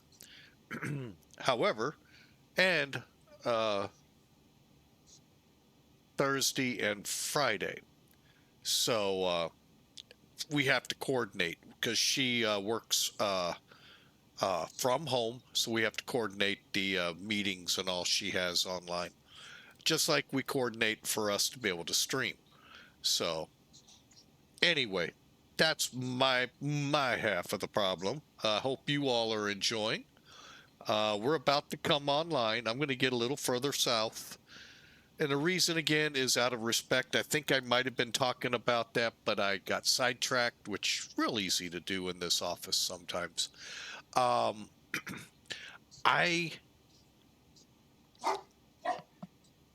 well, hang on. I may be getting sidetracked again.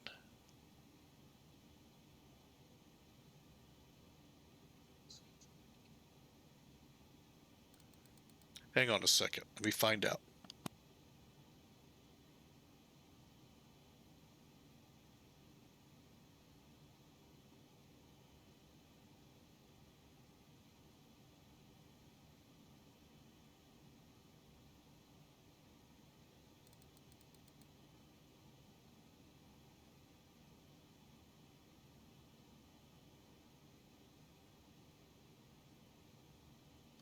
I got a little prompter in front of me here, but the problem is My wife is also part of the HOA board here, and people are bringing their checks by and all, which that's great. That's what we like to see. So,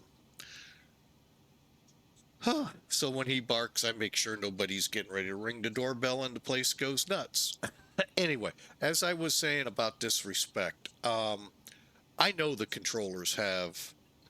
That's what they're on here like we are to fly. They want to control. Um,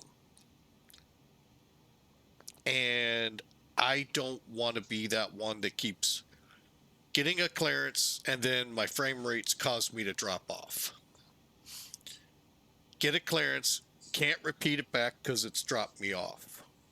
And it bogs down the system really bad, especially when they do this in events. Now, there's no event today in JFK that I'm aware of. So, out of respect, if I'm not holding at least mid 20s, I'm probably not going to start online. And that's just because Xpilot will continually warn, if not kick me off. And that's just not fair. So I'll get in air and then come on. Now, granted, I know some people that upsets. I get it. But at least we can get on. Because usually in Miami, even if the weather sucks, even if there's a lot of people there, we usually don't run into that frame rate issue. I say usually.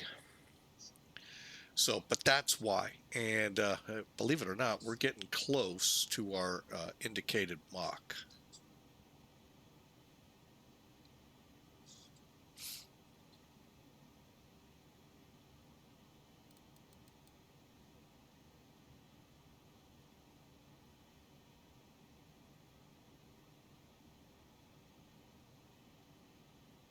So that's why. Now, I am, like I said, going to go ahead. Well, I'm going to wait. We're close enough that it's not going to take too much longer. Then I'll come online. So welcome back from the ad. Hey, if you guys want to rid yourself of ads, hey, hit that subscribe button. You really do help the channel out here, as well as yourself in not getting any more commercials to interrupt. But I leave that up to you because it is a financial deal.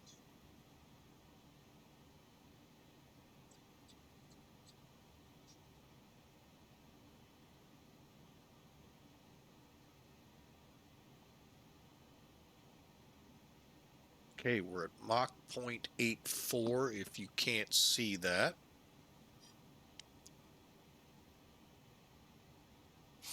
And all I'm planning to do is hit Mach right up here on the EPL. This is the same thing, and I'll show you it down on the control center control. It's identical. We're on. I got a feeling I may have got very close.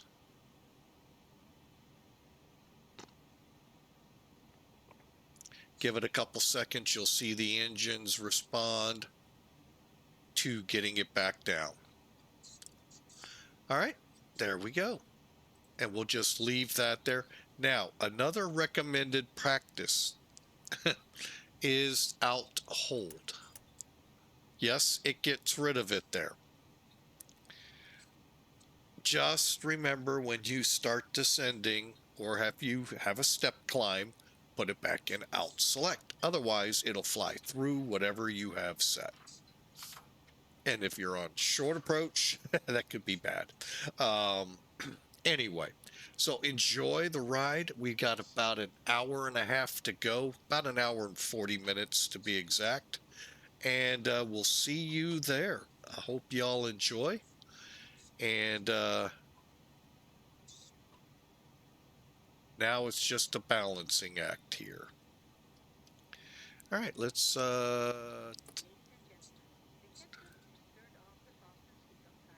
However, we recommend to keep your seatbelts fastened while in your seat. In a few moments, the cabin crew will be passing through the cabin with hot or cold drinks, as well as a light meal. Alcoholic drinks are also available as a nominal charge. Sit back and relax and enjoy the flight.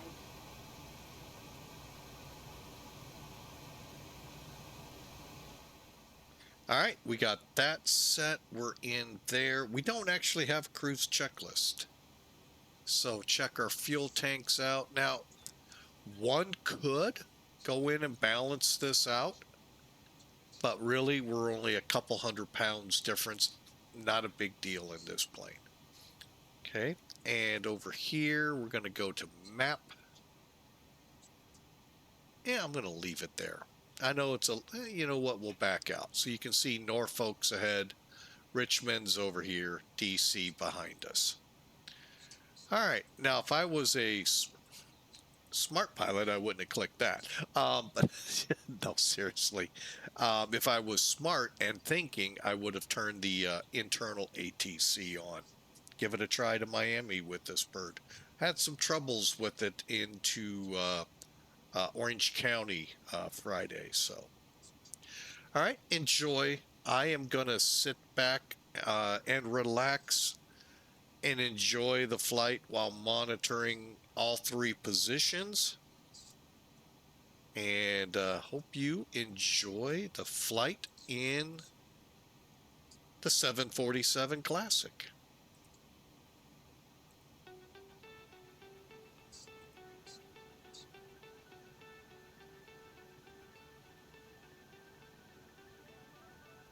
One thing I do want to announce here on Twitch, YouTubers, there's going to be a couple of upcoming streams strictly on Twitch, and it's to test some new music to see if it's kicking off the advisory that it's copywritten. I think it is going to, but I'm not 100% certain. So if you want to participate, well, there's not a lot for the viewer to do except enjoy the new music. However, if you're wanting to, you can check down in the more section. Feel free to come over. I know one of you said, and I get it, it's early. Oh, no. Either very late at night or very early in the morning, meaning sleep time, and I get it. So, but hey, the invitation's out there for you. Feel free to come over when we stream. You'll see the stream schedule, and or you can go over to our Discord channel and see the stream schedule. So I haven't announced which ones will be or where I'll fly to. I have something in the back of my head's got a couple of places. I just have to narrow it down. So be watching for those. But again, if I get it, hey, if you can't make it, I understand, because I'm not sleeping all that great lately. So if you get sleep, power to you. So, all right, so we're going to go on, let you all enjoy the music for about another hour or so, and then we'll be ready to descend into Miami. See ya when we get to Miami, or as I've been hearing on radios that really doesn't sound very professional, see ya.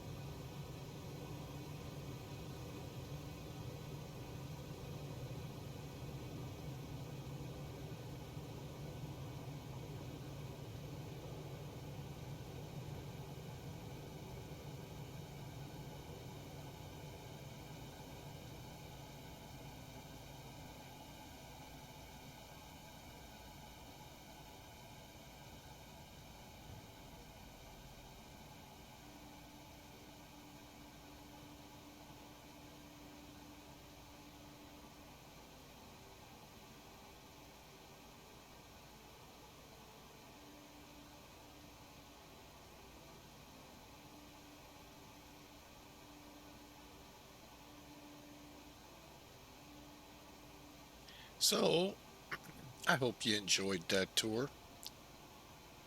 That comes with all the fearless. Um, I still can neither confirm nor deny work on a cargo version. Um, so, I really hope they do. But this is a phenomenal airplane.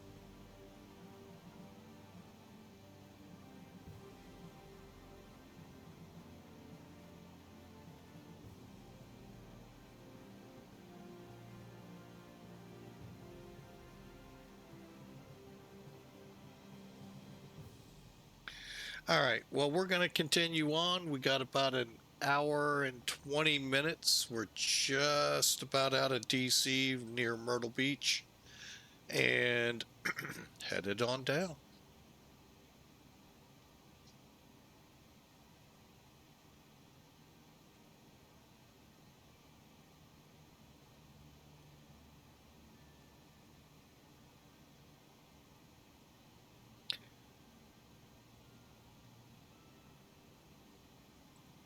Currently, the weather in Miami.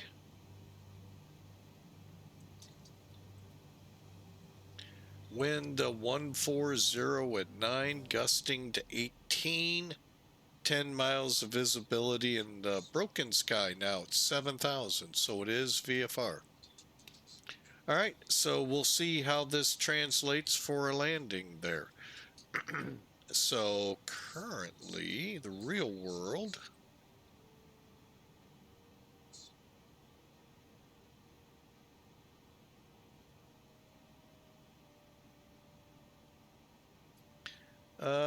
Still the same. 8 right, 9 and 12.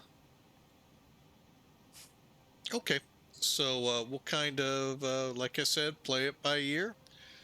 Keep on flying here and enjoy the music while we work our way down to Miami. Get those pre-revelers for spring break down there.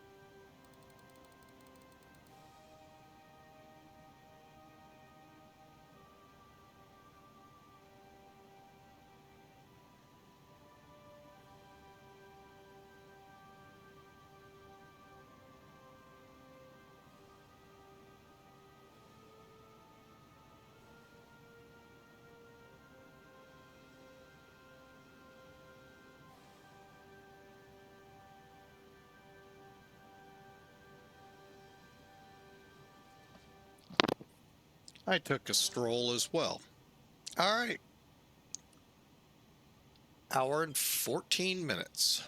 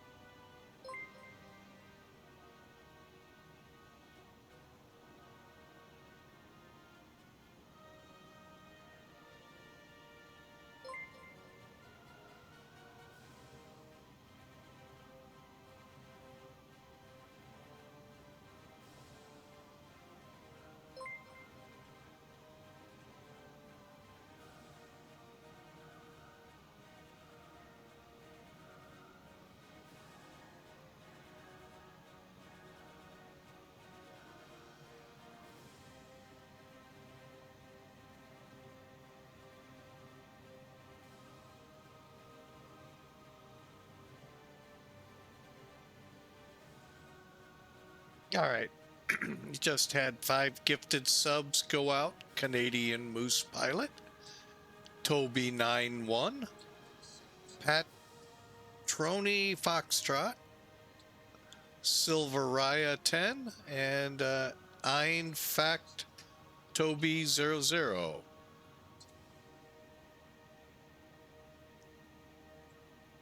So hope y'all enjoyed.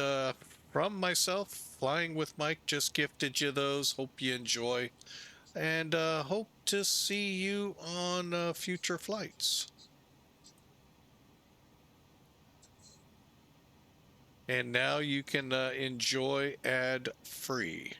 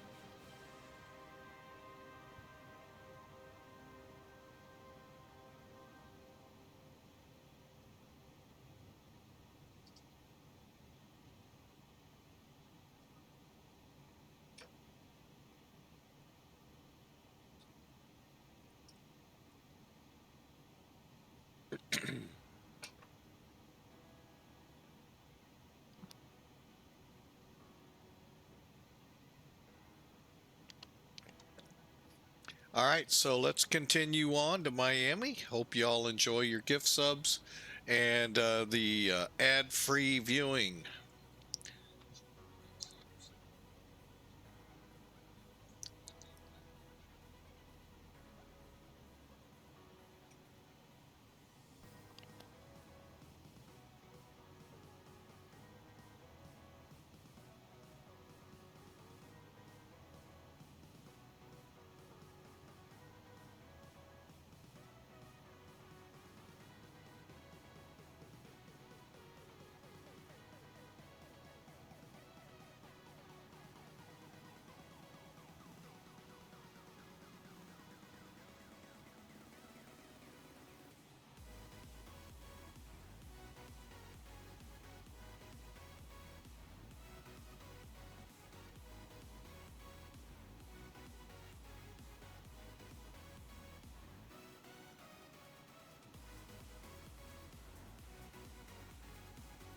All right, as we like to do here of late, let's get a fun fact.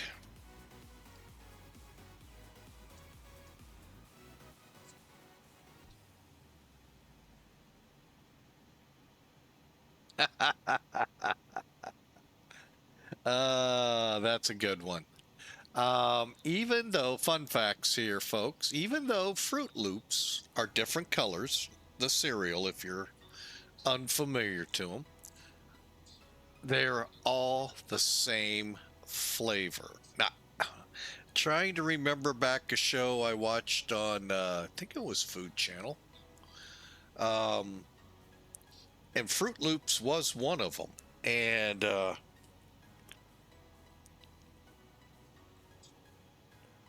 wow, I thought they gave them the taste of the colors. Wow. Anyway, it's on the internet, so it's got to be true. Oh, Lord have mercy. Even though Fruit Loops are different colors, they all have exactly the same flavor. Wow. Interesting fun fact there for you. So, yeah, I thought they actually did taste different, but again, I wasn't a huge Fruit Loops fan. More Frosted Flakes, Rice Krispies, Cheerios. The only Cheerios out there that says only the word Cheerios. Nothing else. So, Anyway, there's your fun fact for the day.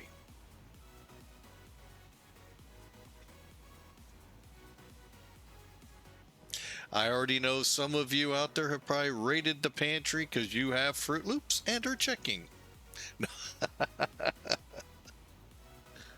I know the show I watched was talking about Post and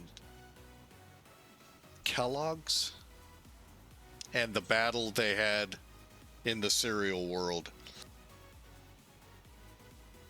Actual end of the show was aiming Pop-Tarts and something else. And Fruity Pebbles came in too. So anyway, I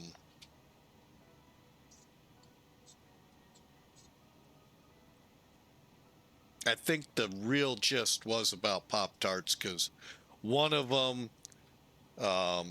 released information it was coming early and the other beat them to the store. So it was an interesting show to watch how the foods came about that we like. The one on coffee dealt with a lot of how Starbucks came to be. Then Dunkin' Donuts hit the market with coffee, which I think is the grossest coffee out there. And I know I just probably lost viewers. But sorry, I'm not even a Starbucks fan, folks. I don't believe in paying $200 for a cup of coffee. I'll just take my Folgers, thank you, through the coffee machine and into my coffee cup.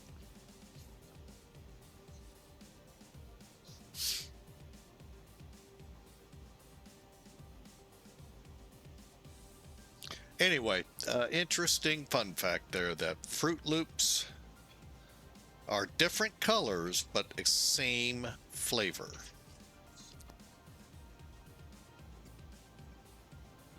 I can honestly say I did not know that.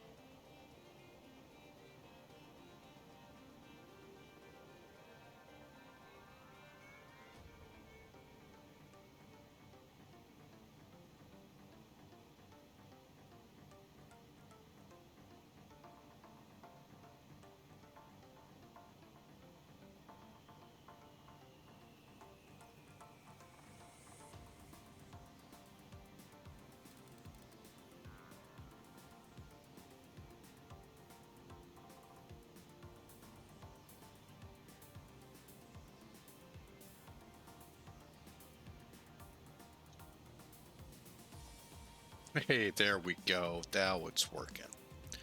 All right, we got traffic coming at us. Hang on here. Let's see if we can figure out where they are hiding.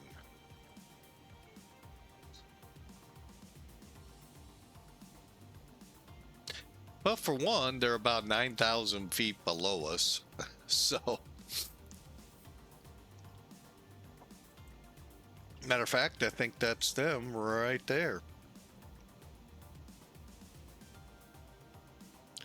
Saw something that looked like a right there. I think that may be them. And there they are on the screen.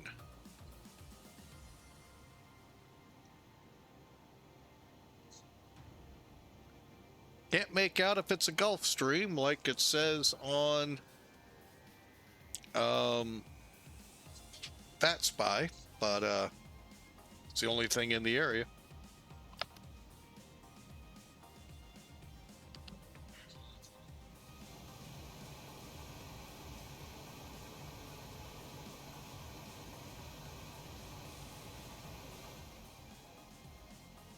All right, let's see what else we could be running into.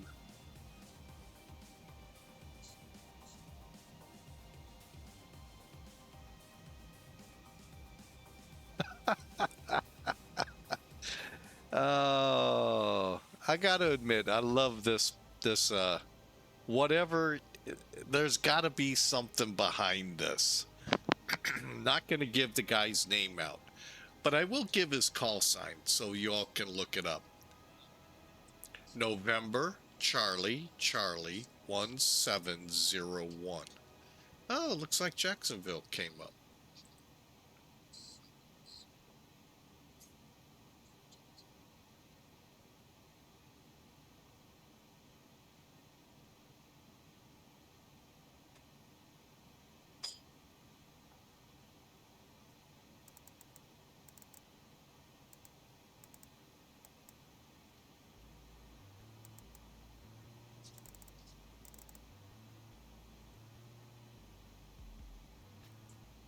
Well, let's see what's going on down here.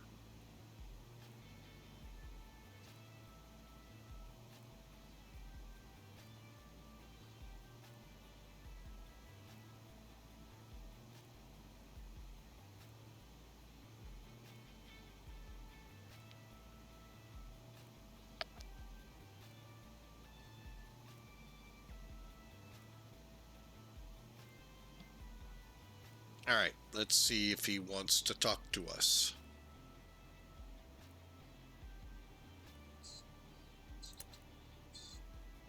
Jacksonville, good afternoon. Southwest 3223, flight level 390. Southwest 3223, Jackson Center, contact 3 miles northwest of the Columbia. You are welcome on board. Southwest 3223.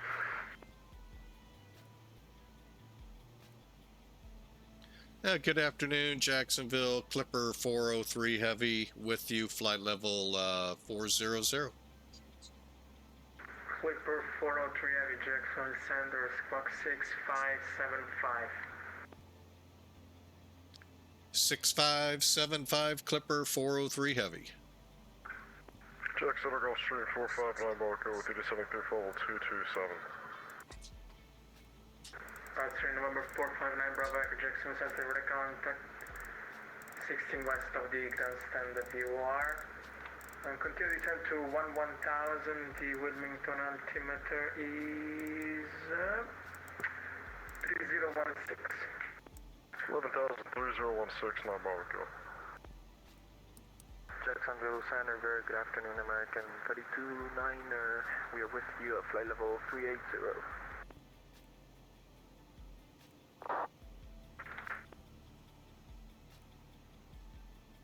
American 3329 Jackson Center, contact 20 miles east of the VAVEY intersection. Welcome on board.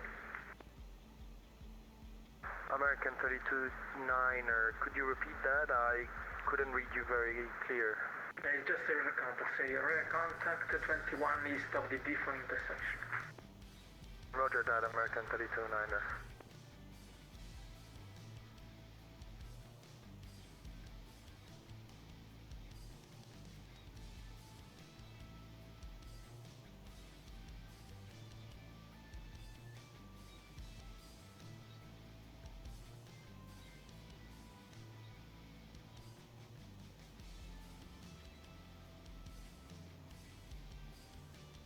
All right, I guess we've been identified. I don't. Jacksonville, good afternoon. Spirit Wings 1337 with you, flight level 340.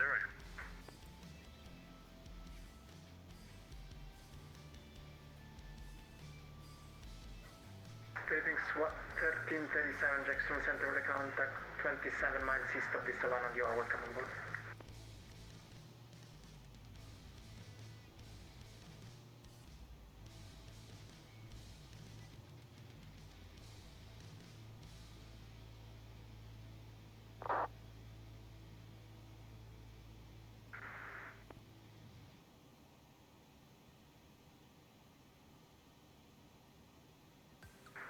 Jack Center, Delta 1679 with you, about 20 to the east of Greenville, VOR, flight level 340.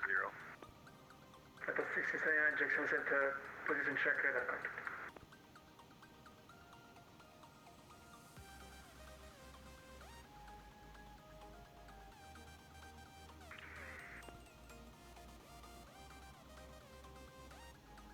Jacksonville, good afternoon. Cargo Citaya 54 November, flight level 350, 75 miles south of Sierra Zulu Whiskey. Cargo Citaya 54 November, heavy Jackson Center position check, radar contact mark.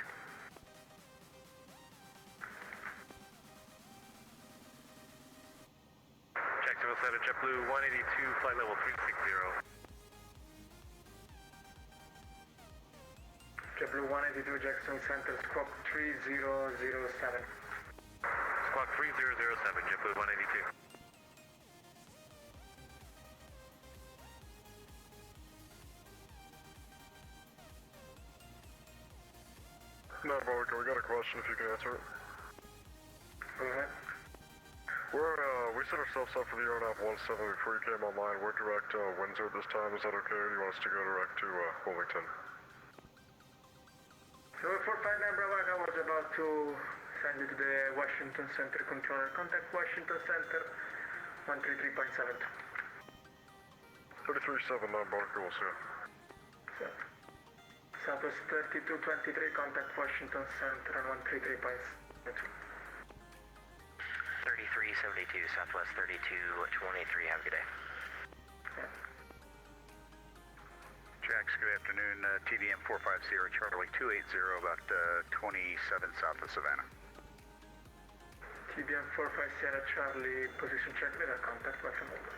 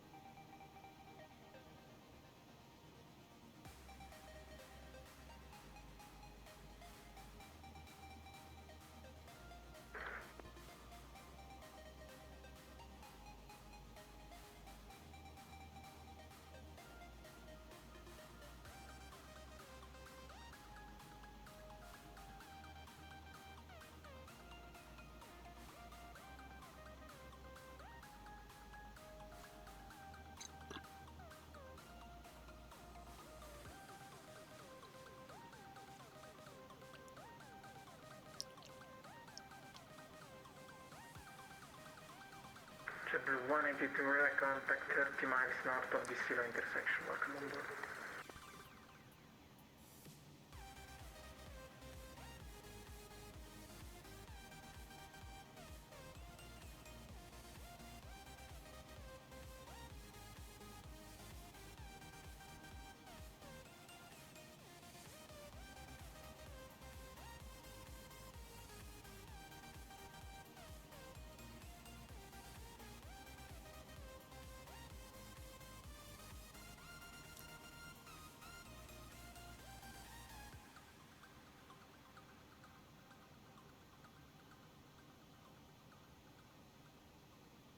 All right, things seem to have calmed down on the ATC radio. I don't think he ever acknowledged me out here, other than to say, squawk this.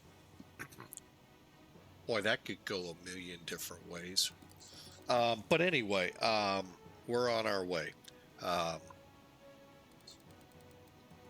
Look on the bright side. We're under an hour to Miami.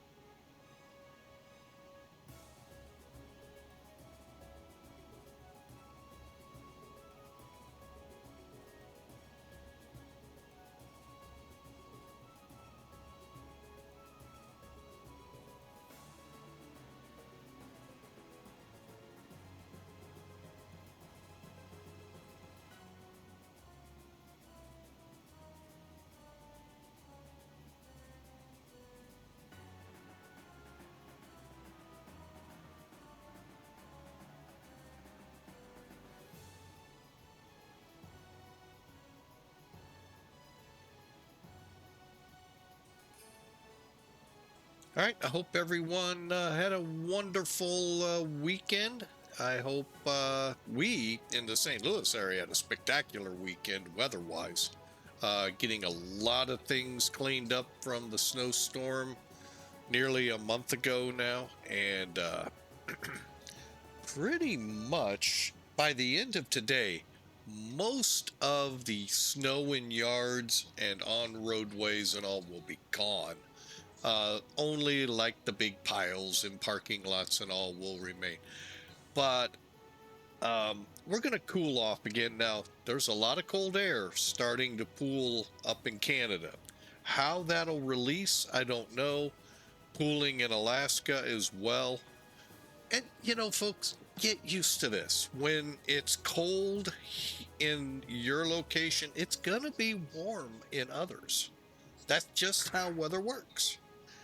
It's fun to watch weathermen think that's astonishing that Anchorage was warmer than us a couple weeks ago. Yeah, well, that is a possibility. Just like we could be warmer than Miami. So it happens, and it's just sad to see weathermen do it. Hence why I don't watch a lot of it. So I really think many of the weathermen on TV and women on TV got it on a blue light special from Kmart. Hello, Virgin 73 Quebec. Sorry about that. With you, 50360. So, but anyway, been a beautiful weekend.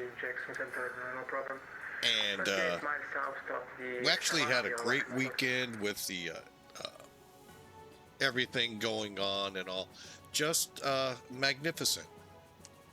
So, and I hope yours was as well. So, but we'll be in the Miami area here in about 50 minutes or so. We'll see. I'm gonna go ahead. Can I? Yeah, I can't. One little tip. Now, if you're using the FMCs for navigation, I can't swear that this will work with INSs. You're more than welcome to try. Your radio INS switch.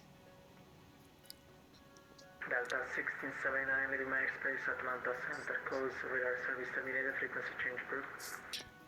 Keep it in radio up here, switch to INS, and you can still use your HSI gauges.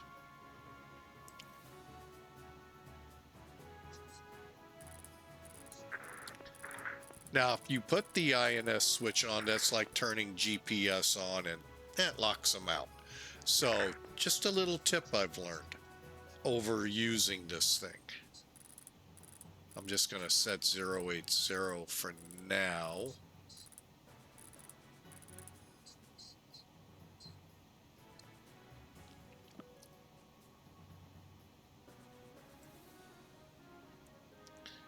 Coastal is RNAV, okay.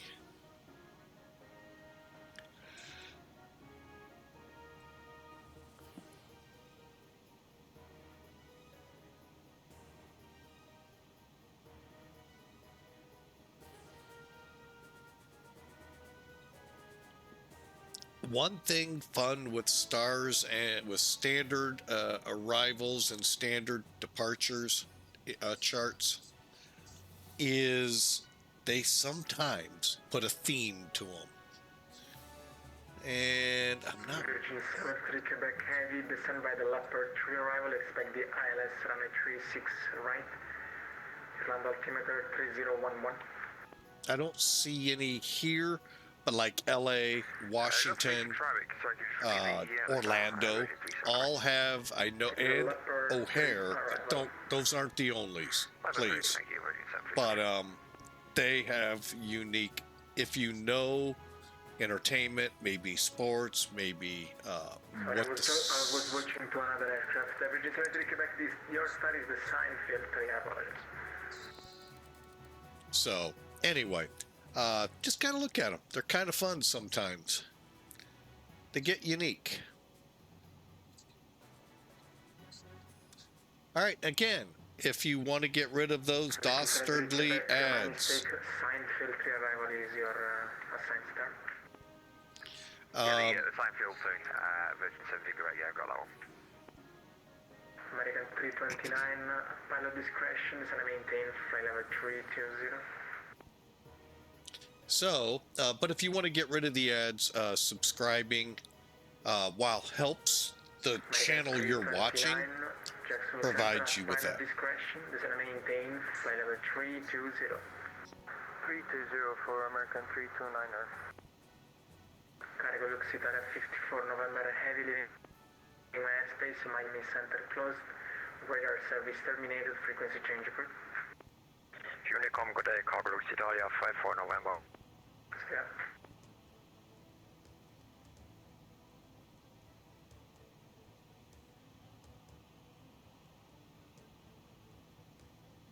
So, but again, subscribing does help the subscriber. It is money involved, so I'm not pushing that in any way. It just helps you to not have ads. So, anyway, we're going to continue on. We'll be kind of quiet in and out here as we drift closer to Miami. Currently 45 minutes out.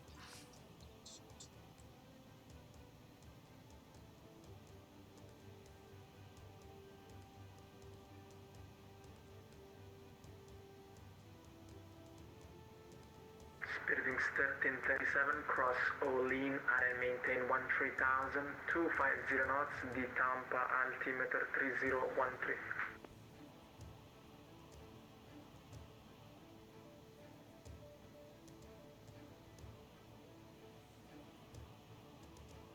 Speedings 1337, cross Olean, RN maintain 13,000, 250 knots, Tampa altimeter is 3013.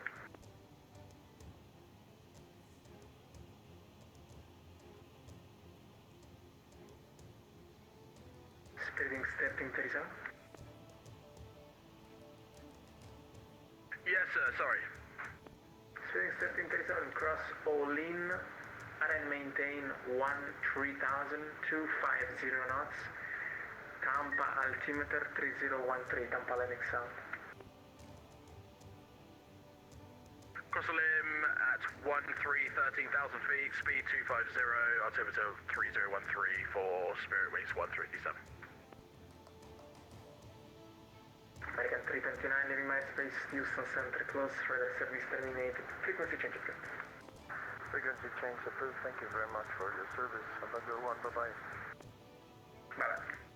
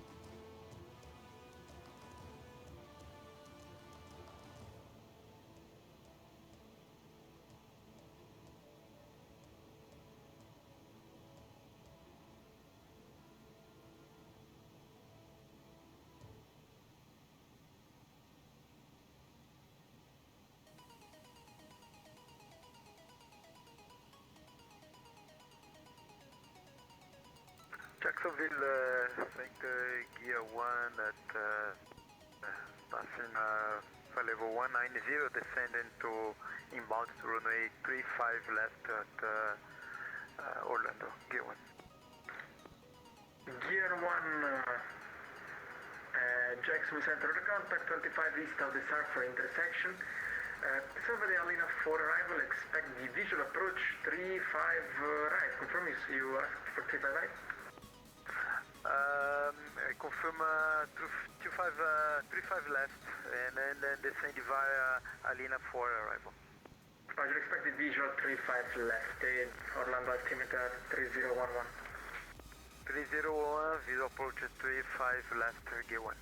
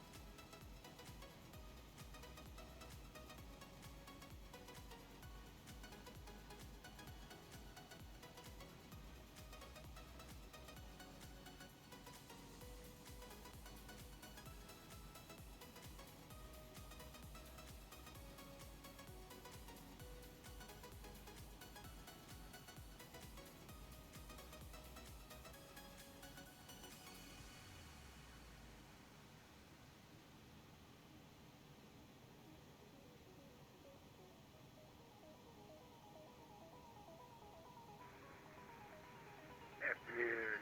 Jacksonville Sunday, United 3360, descending through 310 for 10,000 at my minimal checkpoint. United 3360, Jackson Center, recon, 7 miles northwest of the end intersection. Continue descend to 11,000.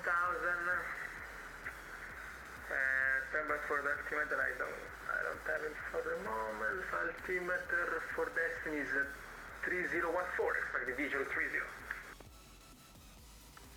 3014 and expect visual approach 30, United 3360.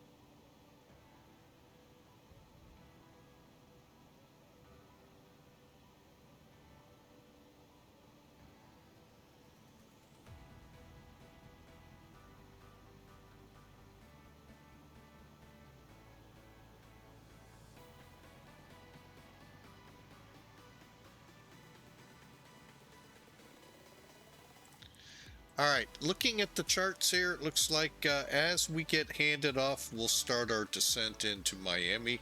We'll plan... Jacksonville Center JetBlue 1233. We've got Bravo. We are ready to taxi. We're at South Terminal Charlie. So, we're going to plan runway 8 right, park at Concourse E, and go from there. Hope you've enjoyed. I got my prediction in. If you're into it, feel free. I'll remind you all about 10 minutes out with a little message that I put out. So, for now, I hope you've enjoyed, and look forward to getting this thing on the ground.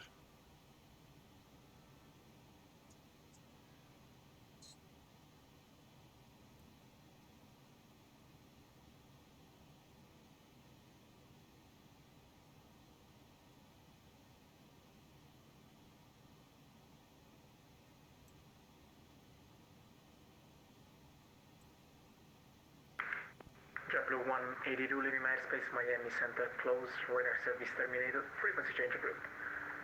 Over you to come, JetBlue 182, thanks, we'll see ya. Zip.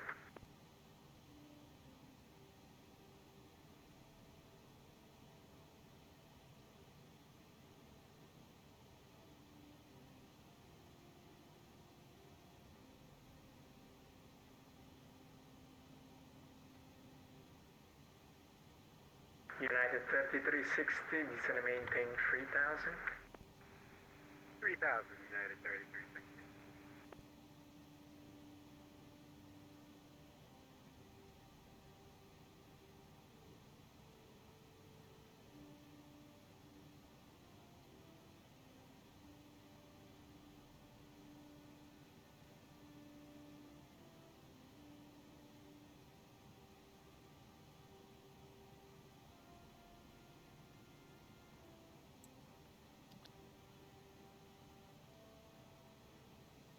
And again, hope the 5 that were gifted subs today in Focht, Toby, Double-Lot, Kipper. Wait a minute. I'm reading the wrong list. My bad. Stand by.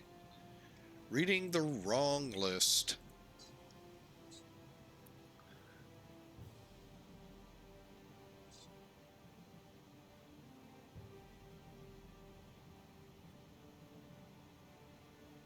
Here we go.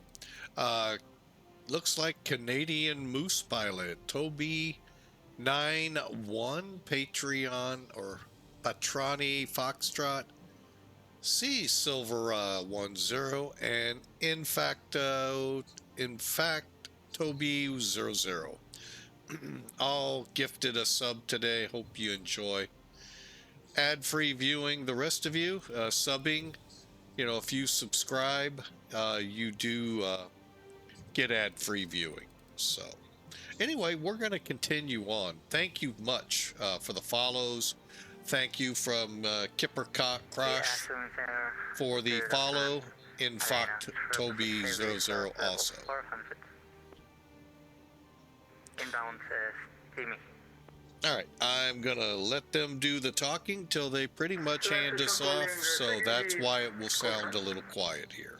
But again, hey, we're flying for... That's why I don't try to talk in here.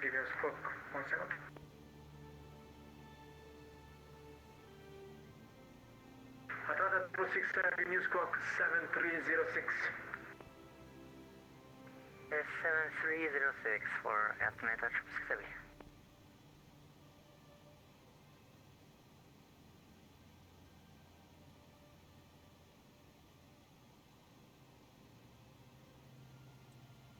All right, we'll try this again. Today, and I haven't had time really to talk about this, we are flying for Pan Am Virtual. Great airline. 667, return contact 30 miles south of the Orlando border. So, great airline. You can check them out by clicking that link. Great software. We're in the process of building up flights. A lot of the East Coast is taken care of. The Caribbean will take time. and Gear 1. but we're getting there.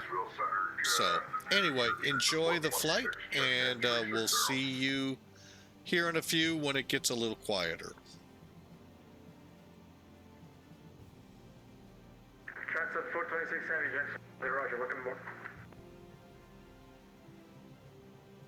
Jacksonville Center, flight 1031, 12,000 feet.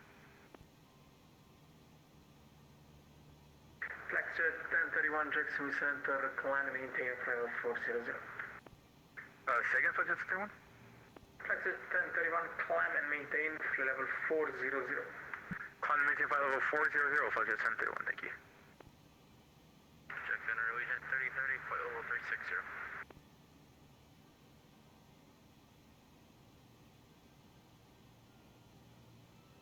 Allegiant 3030, Jackson, Roger, 1. United 3360, airport 12 o'clock, 20 miles, cool running of the airport inside. I got the field in sight, United 3360. United 3360, runway 30, clear for the visual approach. Clear visual approach 30, United 3360.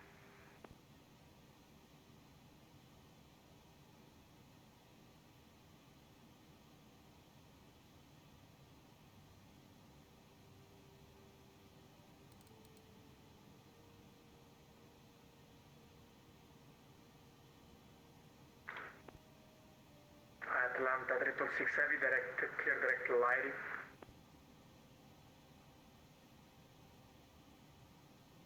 Direct lines, Alliance Pacific.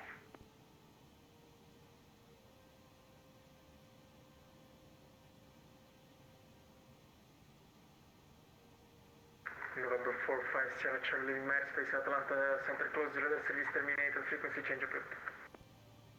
Okay, over to Unicom 45 Sierra Charlie, so long. Yep.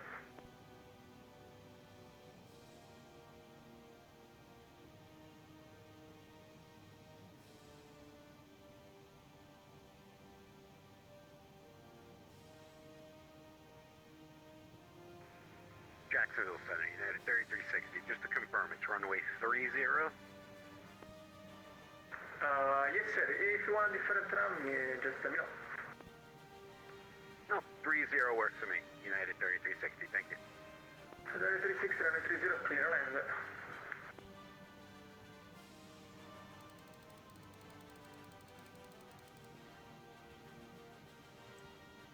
All right, we'll just keep going. But yeah, check out Pan Am Virtual. Love to have you aboard. Gear up 1, turn right heading 270 vectors for the visual. Right 270, vector for the visual approach, Gear 1. All right.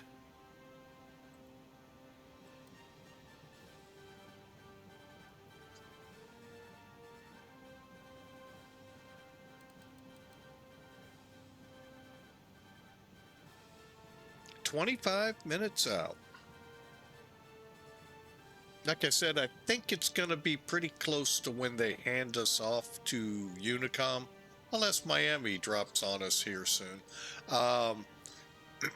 We're going to be starting our descent, or very close to it.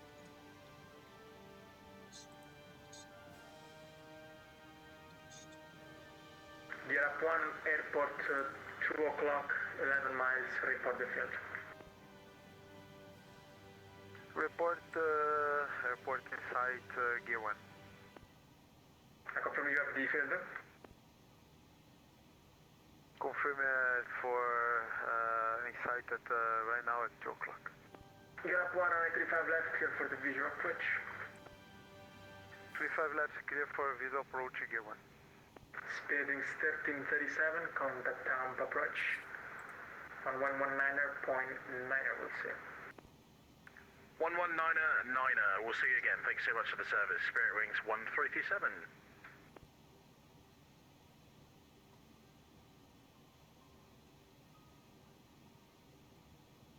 We're getting close to handoff, so.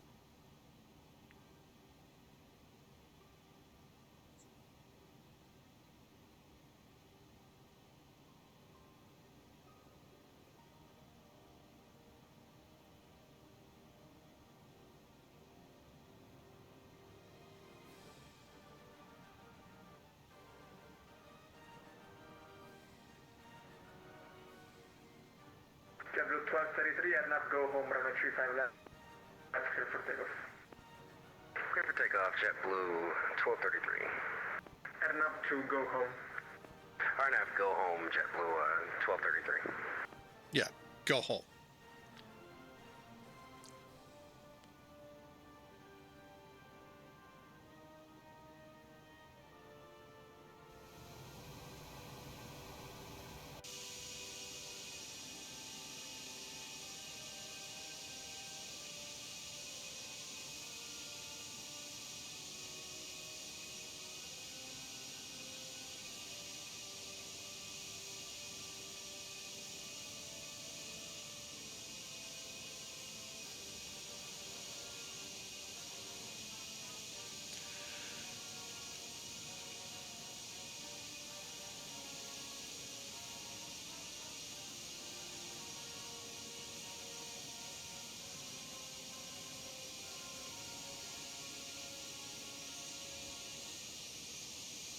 United 3360, runway 30, clear on land.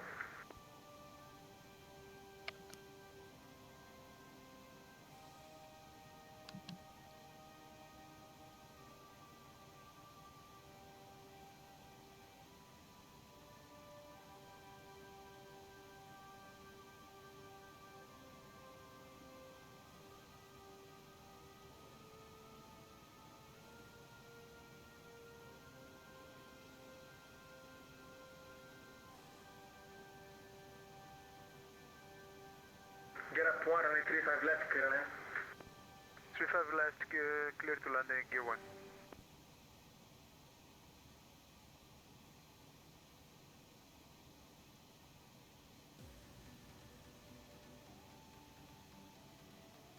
JetBlue 1233, Jacksonville Center for the contacts and altitude leading.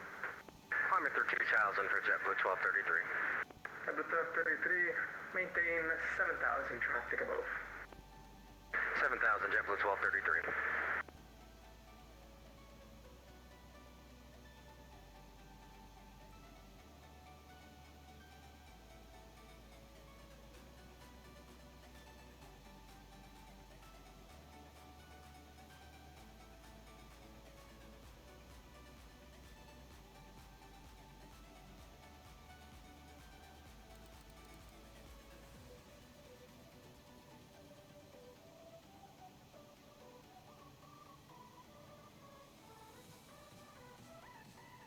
Jack Center, American 407, IFR clearance to Buffalo. Or PDC, either one. American 407, did you receive the PDC? Say again? Yes, did you receive the PDC? Yeah, we'll take a PDC. Yes, but did you receive because I already sent you?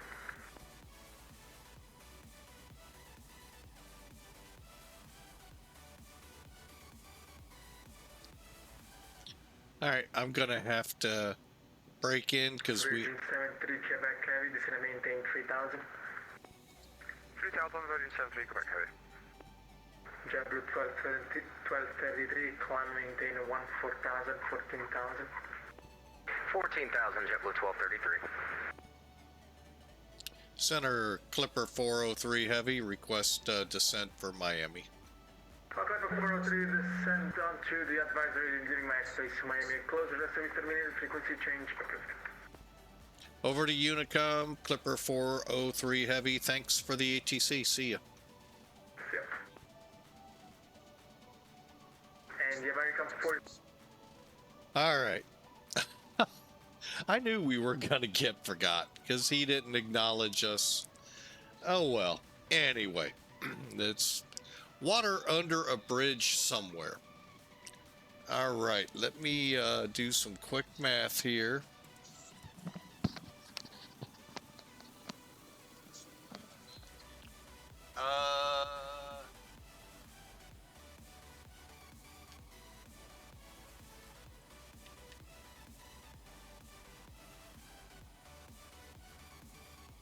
Okay, we're going to go ahead, head for 24,000.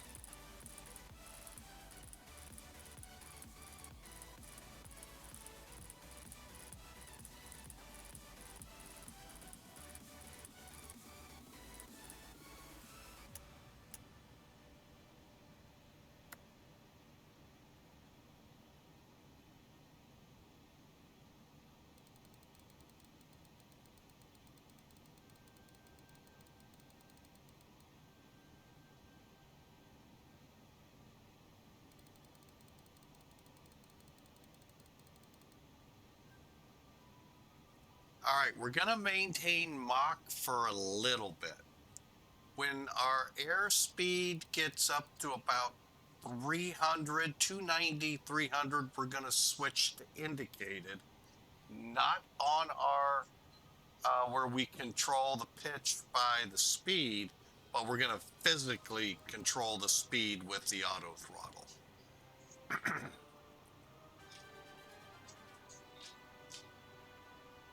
All right, so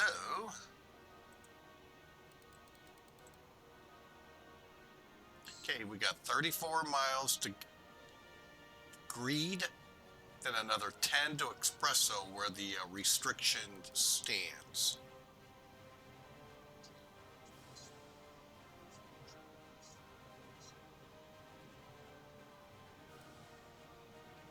And we can keep the seatbelt signs on or off for now. No need for the passengers to rush to their seats.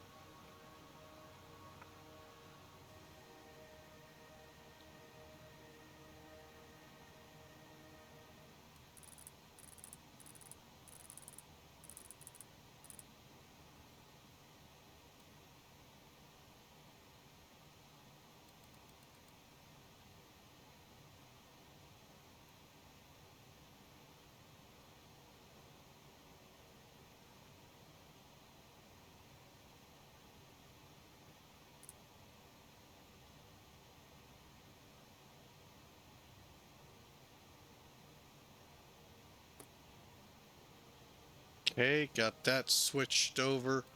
And once we do turn the seatbelt sign on, we'll kick the EPR to GA, go around for landing.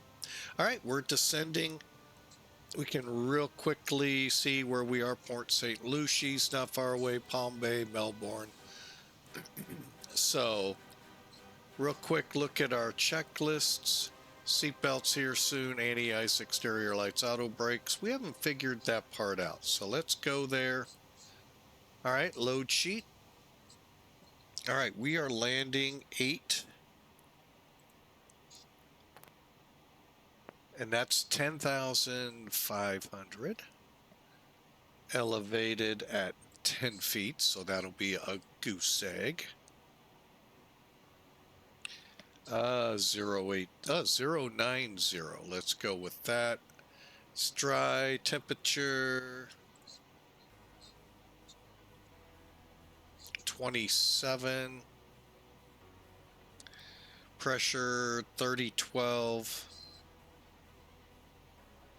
And the wind 120 at 8.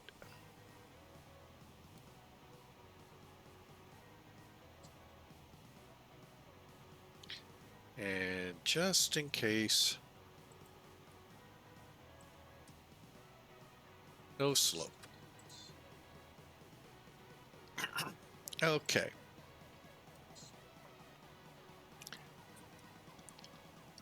Okay, with this information, we're looking at if we set the brakes at minimum 7,600 foot of a 10,500, not bad. Although we'd like to get off before the end, so let's look at medium. How about that?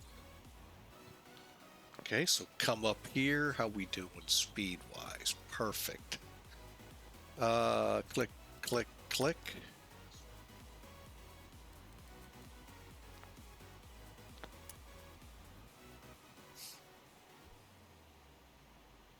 Through 28,000.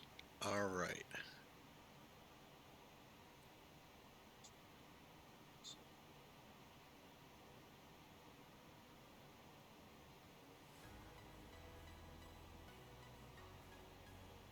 We're doing pretty good. 10 or about 10 or so miles from Espresso.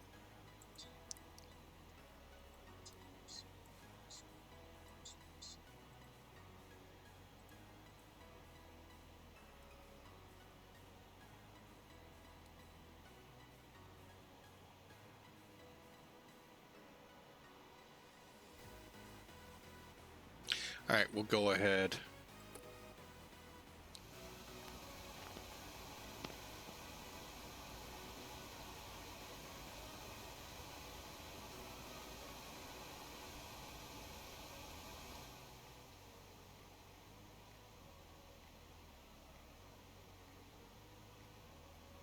Now, if this was a night run, we would have turned the wing lights off.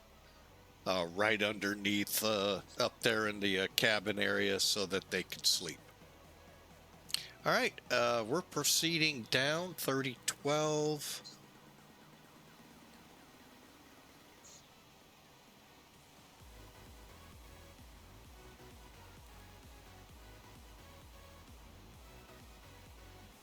Okay, and at about 18,000, I'll begin draining off our, you know what? Now's the level off.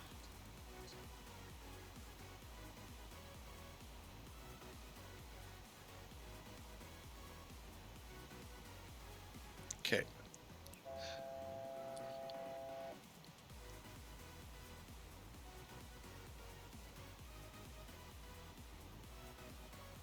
All right, let's see where we are. Okay, no lower than 24 at Espresso. Was there a 280 on that one? No. Rec is the next one that'll have that, and that'll be 15,000.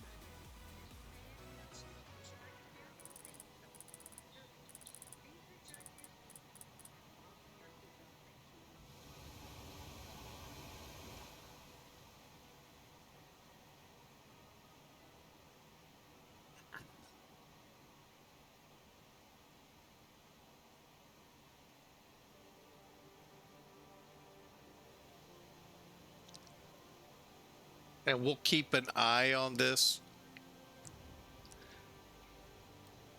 This is the cabin altitude, this, or aircraft altitude. This is what it feels like in the cabin. So at 24, we're at 0, so we don't need to touch it anymore. And it stays pressurized, but we'll be coming in.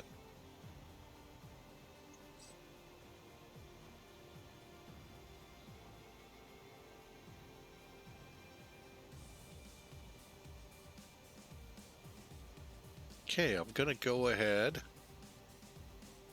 set up for 15.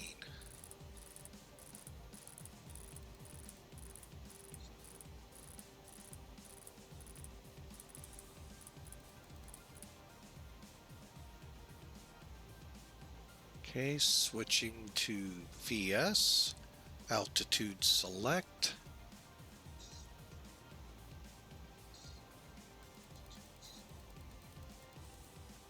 Okay, we're starting down to 15,000 by RECEK. And then we begin thinking about the arrival.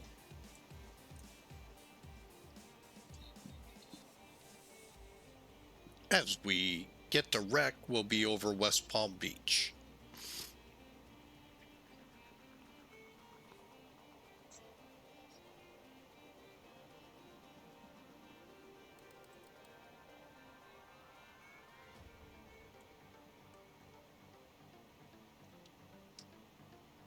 Okay, there's your 10-minute warning. If you want to put predictions in, feel free. We are getting close to Miami, Florida.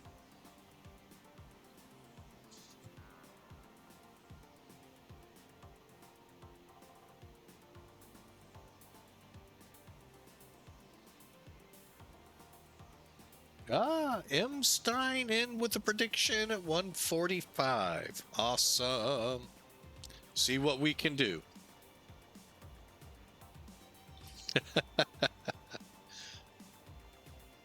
Didn't realize how some people got kind of angry I couldn't get down to their number.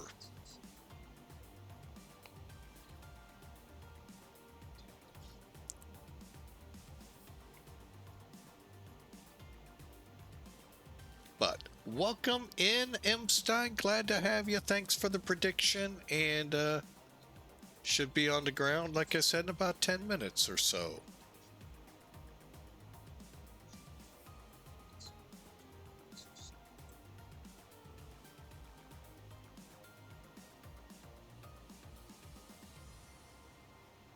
Okay, Kilo tells us still landing 8 right, 9, and 12. Okay.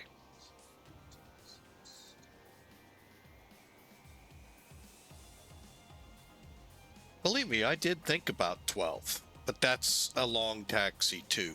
9 would have been closer, kind of, sort of. It all depends where you come off on there. So 8 or 9, we'll take 8 right and work our way over. Like I said, we're going to aim for the E concourse and see what we can get into there.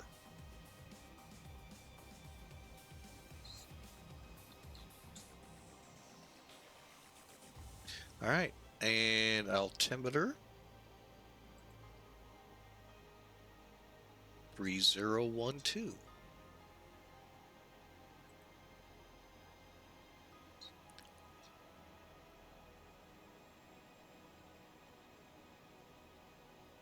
And then we'll get the backup right here.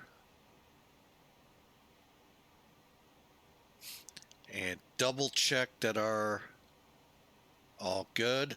And one more check back here. Perfect. And we're set. All right. No complaints coming from the Felis camp about forgetting to depressurize as we descend. However, they could get me for not releasing the reserve fuel. And we've got that open now.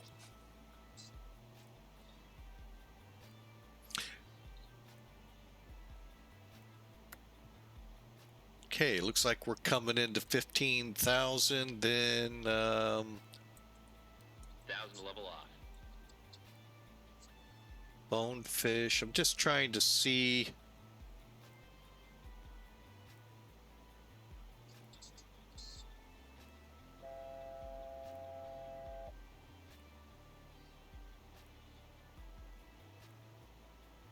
Okay, let's head on down to 13. Nice and easy, though.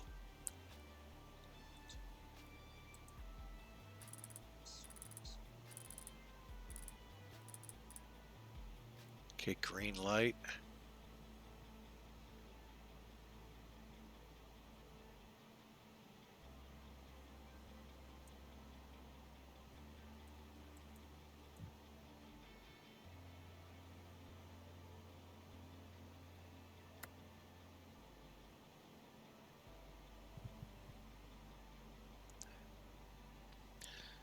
Okay, and I'm going to go ahead at coastal set for 250.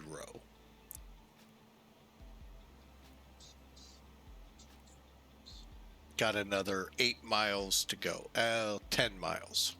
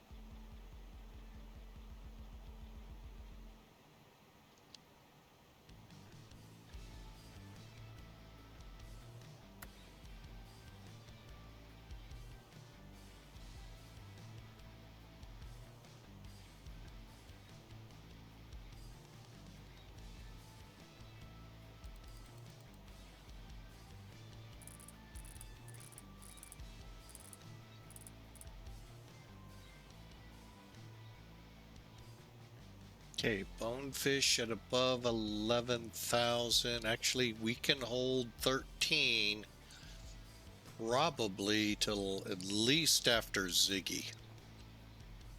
Because all we got to do is maintain 11 to Fendi, then start down. Okay, cool. Cool. This is a nice approach. Been a while since we've run this. Usually we're coming in off the water.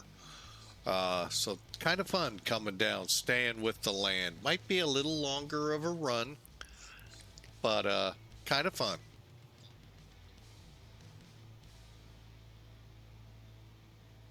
And we're at Yako, then Ziggy.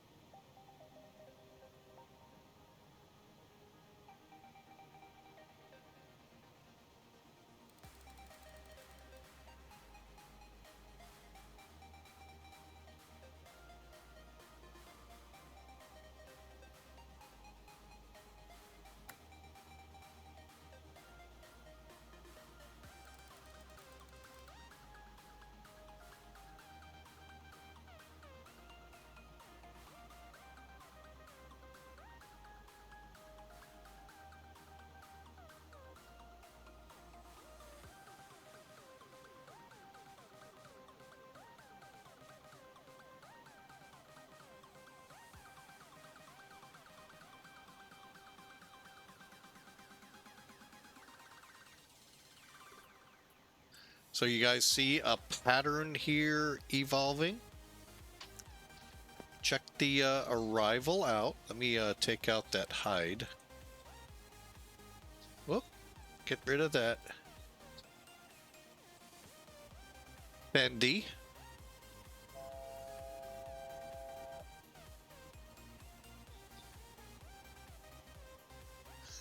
Told you. If you pay attention to them, Gucci, Armani, Madonna, Tupac. Blimey, I'm not familiar with, but I'm sure it has something to do with the run there. Like I said, if you pay attention, it is interesting to see what they set up.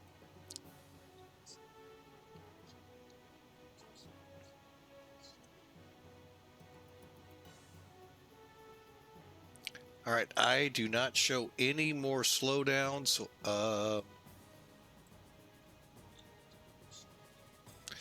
Anyway, I thought I'd share that with you.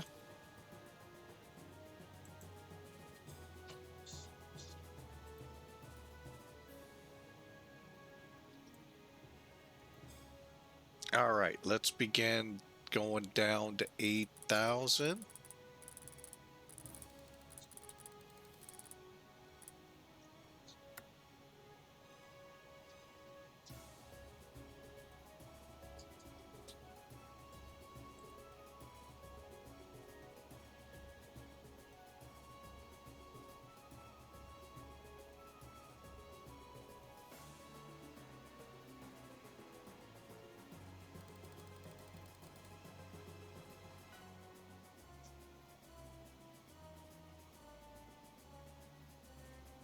All right, make sure seatbelts are indeed on.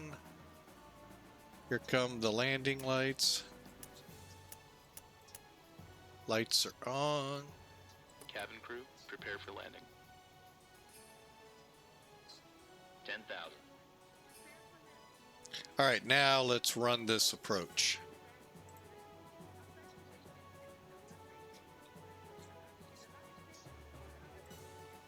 Approach checklist, please. Seatbelts and shoulder harness. Check. Seatbelts and no smoking signs. On. Anti-ice. Off. Exterior lights. Check. Auto brakes. Medium. Radio INS switches. Radio.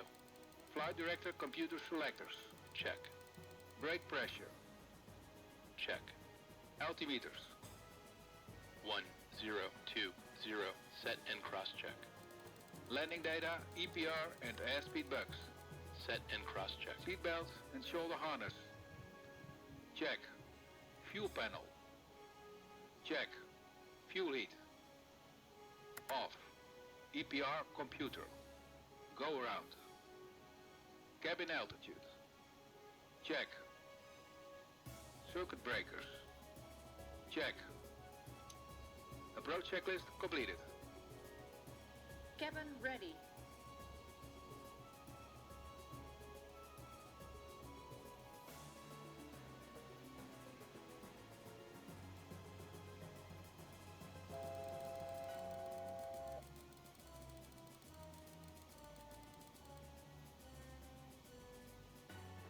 Okay, we're coming over Blima.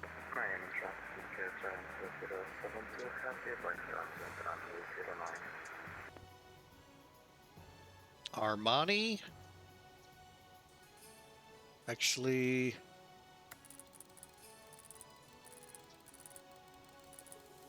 I'm going to come on down to 5,000. See, it's starting again. Fort Lauderdale traffic, JetBlue 182, joining the left downwind for runway 10 right, Fort Lauderdale.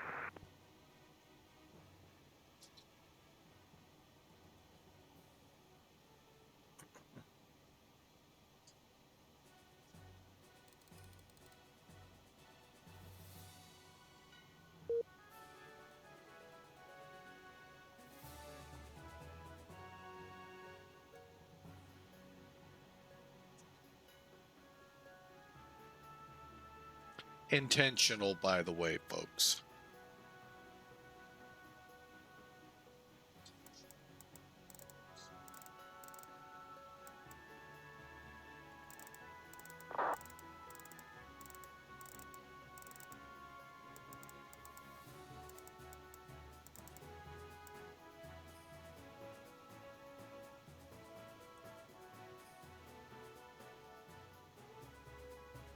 Okay, we're coming out of whatever we're in, descending through 7. Let's steepen that up because I think we're going to make 5,000 a little quicker than estimated.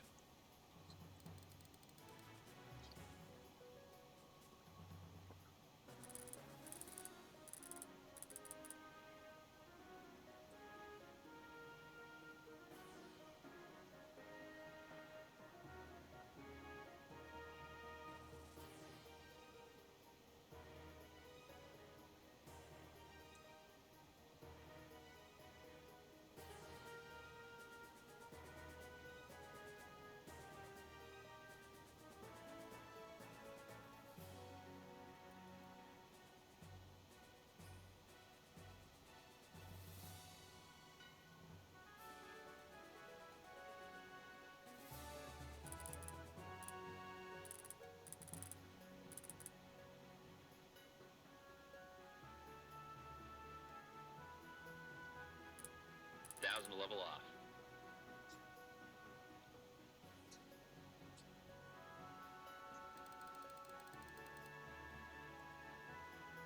Okay, we hit it at the right altitude.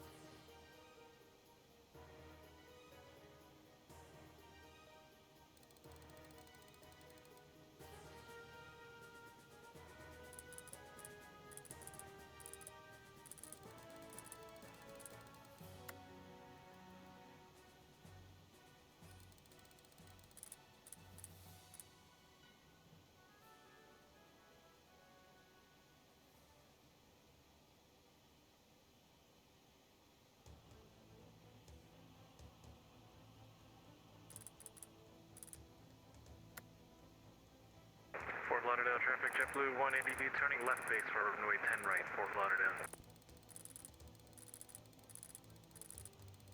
Miami traffic, traffic 072 heavy on final runway 09.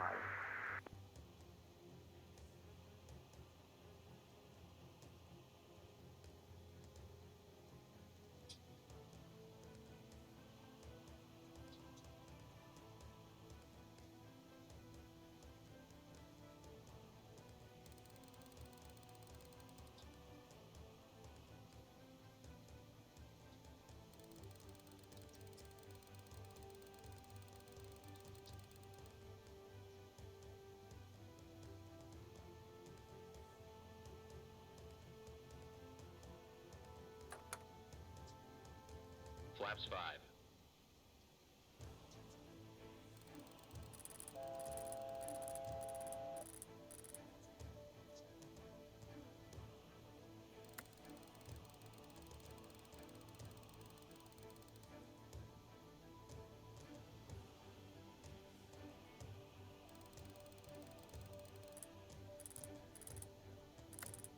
Localizer alive.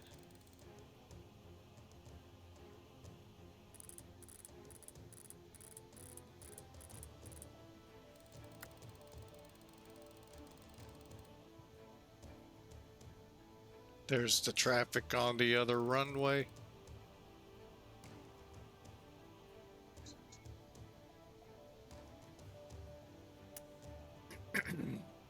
All right. Miami traffic, Clipper 403 heavy, established on 8 right.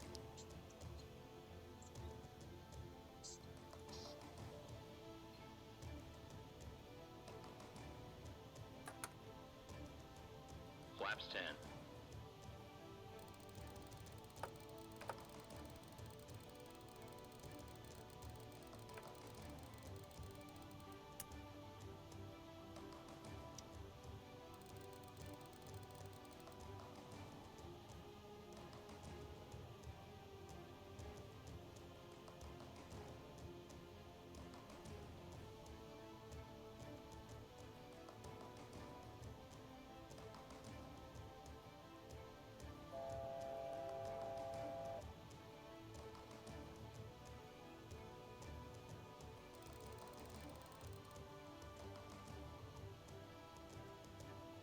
Gear down.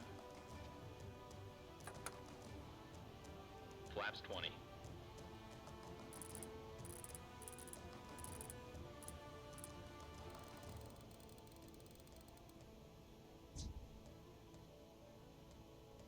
Gears down, green light.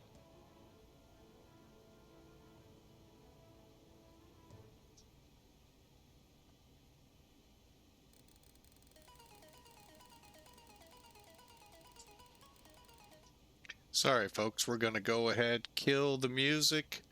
Inbound here. Going to be taking over the plane here in a moment.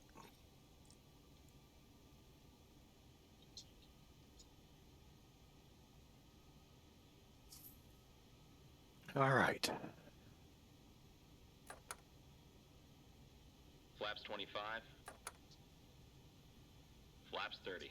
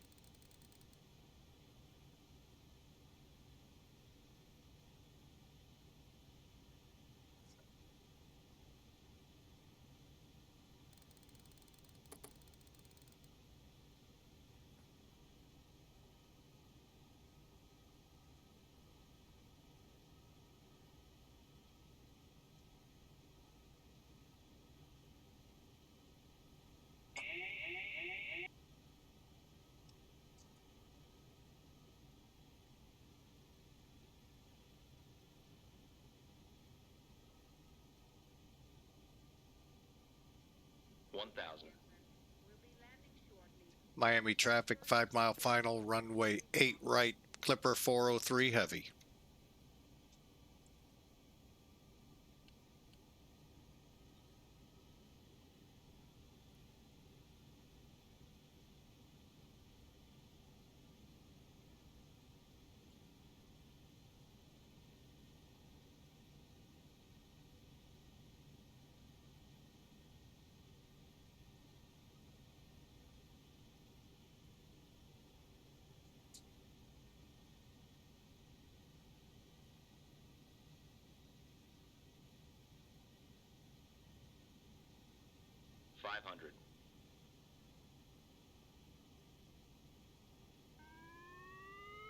Landing. Approaching minimums.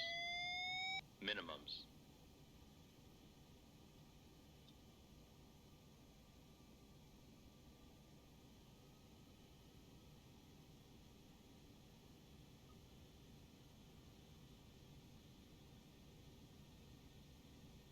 If I disconnect, I disconnect.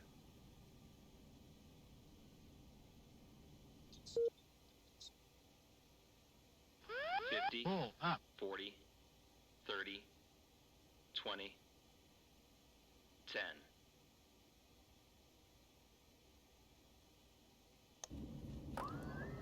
Check reverse.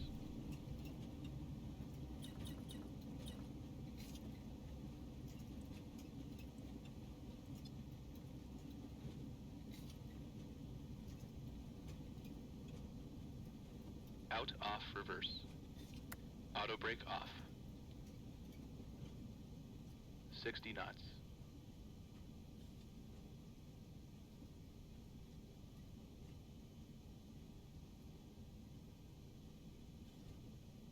Ladies and gentlemen, welcome to our destination airport. Please remain seated until the captain has switched off the fasten Flaps up.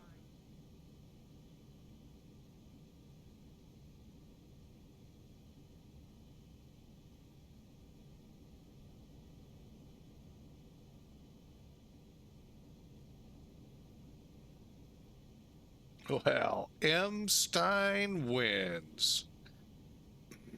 Welcome to that. I didn't even catch what the feet per minute were, but I'll catch it here in a second. Welcome to Miami as we make our way over to our gate.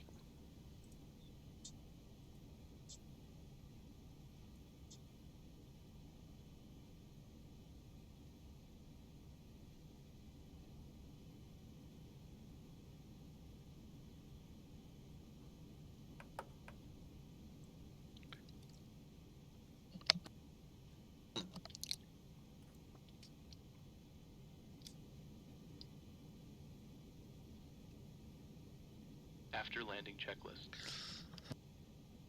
Brake pressure. Check. Body gear steering. Hold on.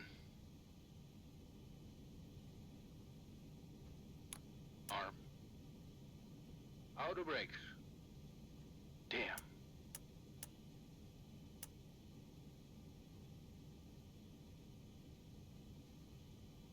Off.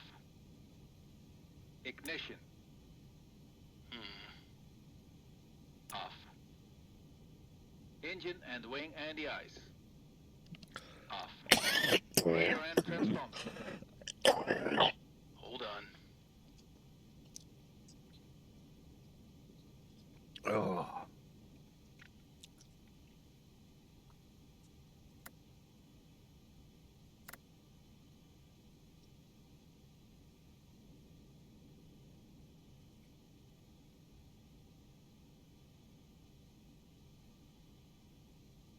Stand by.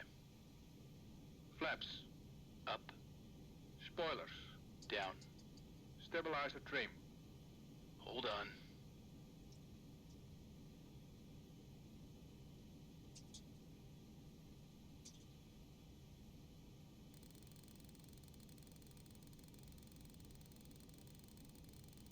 Seven units. Outflow valves. Open. Pressurization mode selector. This. Manual. Aft cargo heat. This. Off. APU. Let's see. Miami traffic, goal 9563, taxi runway 8 right, Miami.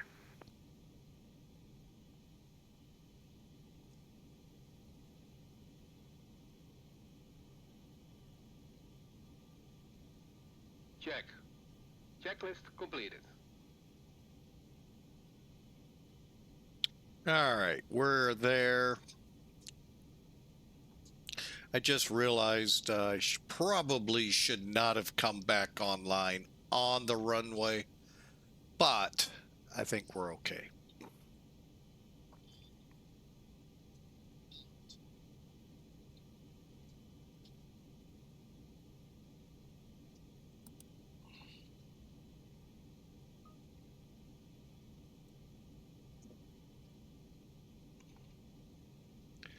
All right. So that takes care of the after takeoff. What'll be next is all of this to secure it. All right. So our turn in point will be Yankee Uno right here.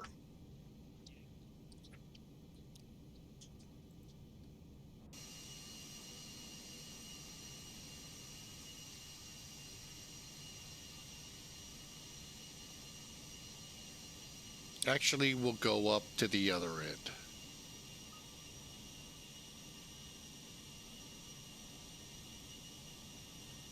That doesn't look like a gull paint screen.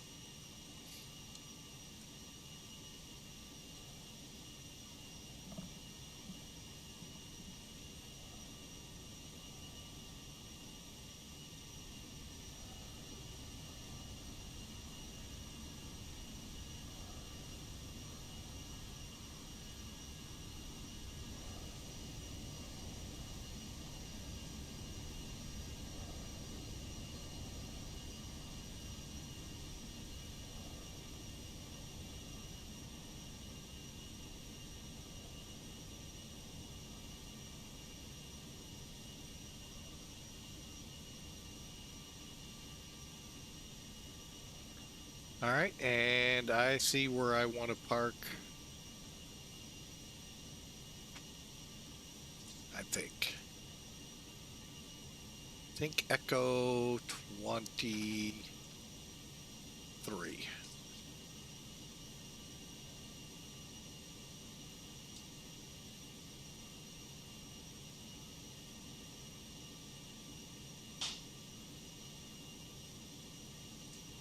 All right, we are now off the movement area into the ramp.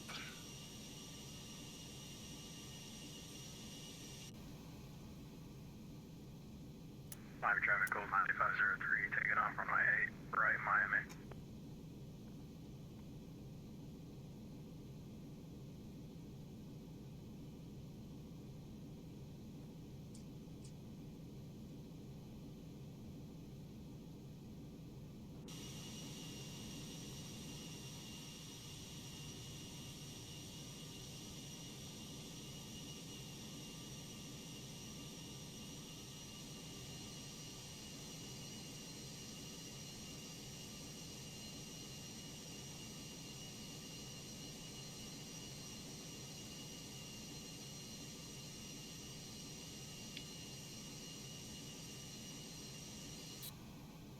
Parking brake released. Airline traffic Delta 1579, taxi runway right, Papa.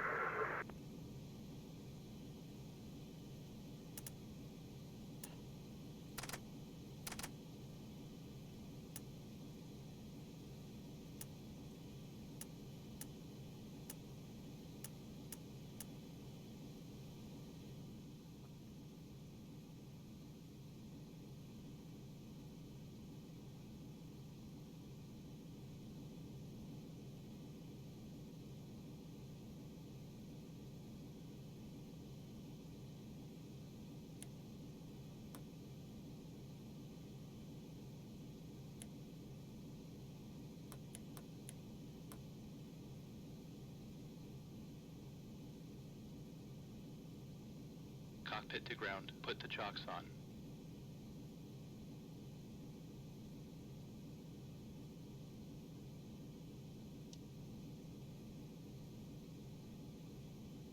Chocks are on.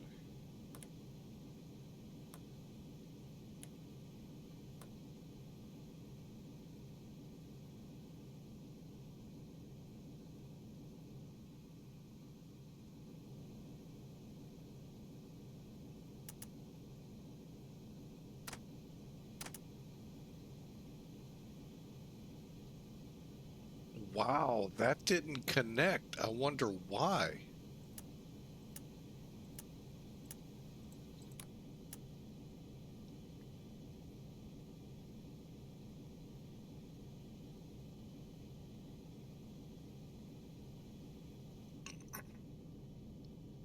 Cockpit to ground. Connect ground power.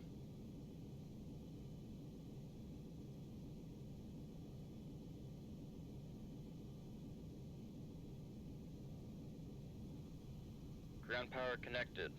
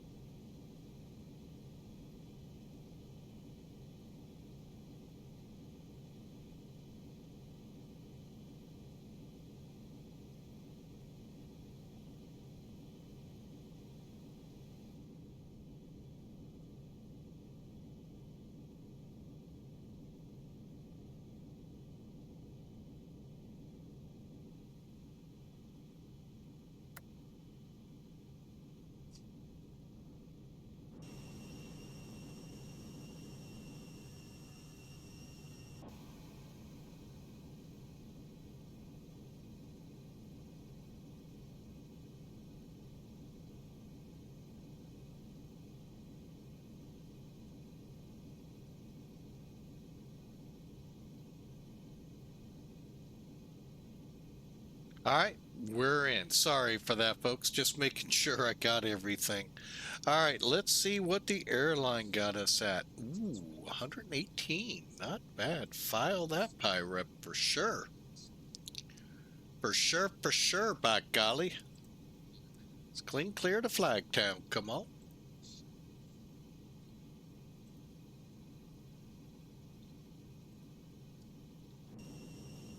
All right, let's look around a little bit.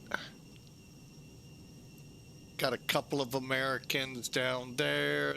Lufthansa hiding over there. Behind us, ICV and Delta about to take off. Traffic Delta 1579, line up and take off, edge right.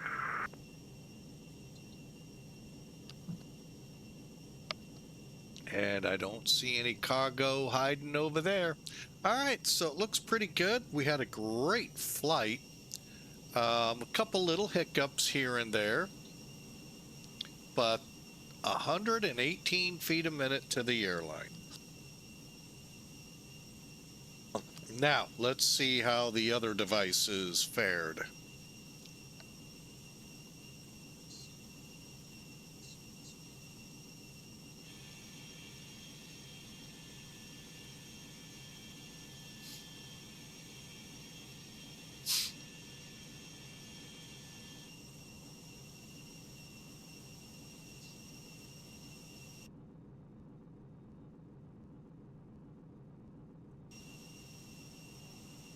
Okay, I meant that. All right, let's look at ElevaTech first, the one that I'm alpha testing.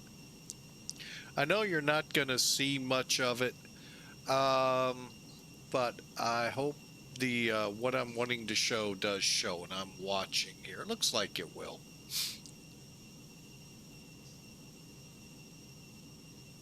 Head over here to flights, Clipper, 118 feet a minute at 129 knots. That's what we were supposed to hit it at, 1G. Not bad. And unfortunately, that's all you get. And that's why I'm not a fan of Volanta, not a fan of this style. What I am a fan of is give me real data. And that actually comes from Sim Toolkit. So let's go up to it. That, in the fact, it's free. All right, 114 feet a minute, 129.1.2. All right, nice report there. That's what everybody gets. Same thing with our first page here of view details. There we go. Almost 3 hours at 949 miles. 27,900 kilograms of fuel, and we already know that per part. Now let's get into the weeds. This is where you begin to learn. The one thing I didn't like about my landing is the float, but I was carrying some speed down the approach that I, for some reason, couldn't get rid of. All right. Here's where you're supposed to touch down. See that blue dot going forward? So that part of the runway. The aiming point is pretty well displayed on a runway. Hang on a second. There we go. Prompter is asking for some juice in the batteries. So it's a real, and I thought we were going to hit it, but then that float happened, which that happens, folks. However, each of these lines actually do mean something. Right here is the end of the air quote landing zone. So from this hash mark back, that's where you're legally allowed to land. In this case, we were almost, well, we were 2,926 feet down the runway on the center line. That, to me, right there tells me that was a good landing. You're on the center line. You get that nose up. It gets hard to tell, but you just do your best with the instruments. So that was really a great flight. We ended up parking right in here. Not sure if that's where they would go in real life, but that's where we went. All right, well, I'm going to rest my throat here, folks. Call it a night. I hope y'all enjoyed. That was a very fun flight, and tomorrow we're back down under, and we're going to be flying the 767. So, M. Stein, you too. Take care, my friend. Take care. And I hope y'all enjoy that tomorrow. We're going to try to fire up at the same time tomorrow, and 2 flights down under. So we'll see you then, and I hope y'all have a blessed and great night, and we'll see you all tomorrow.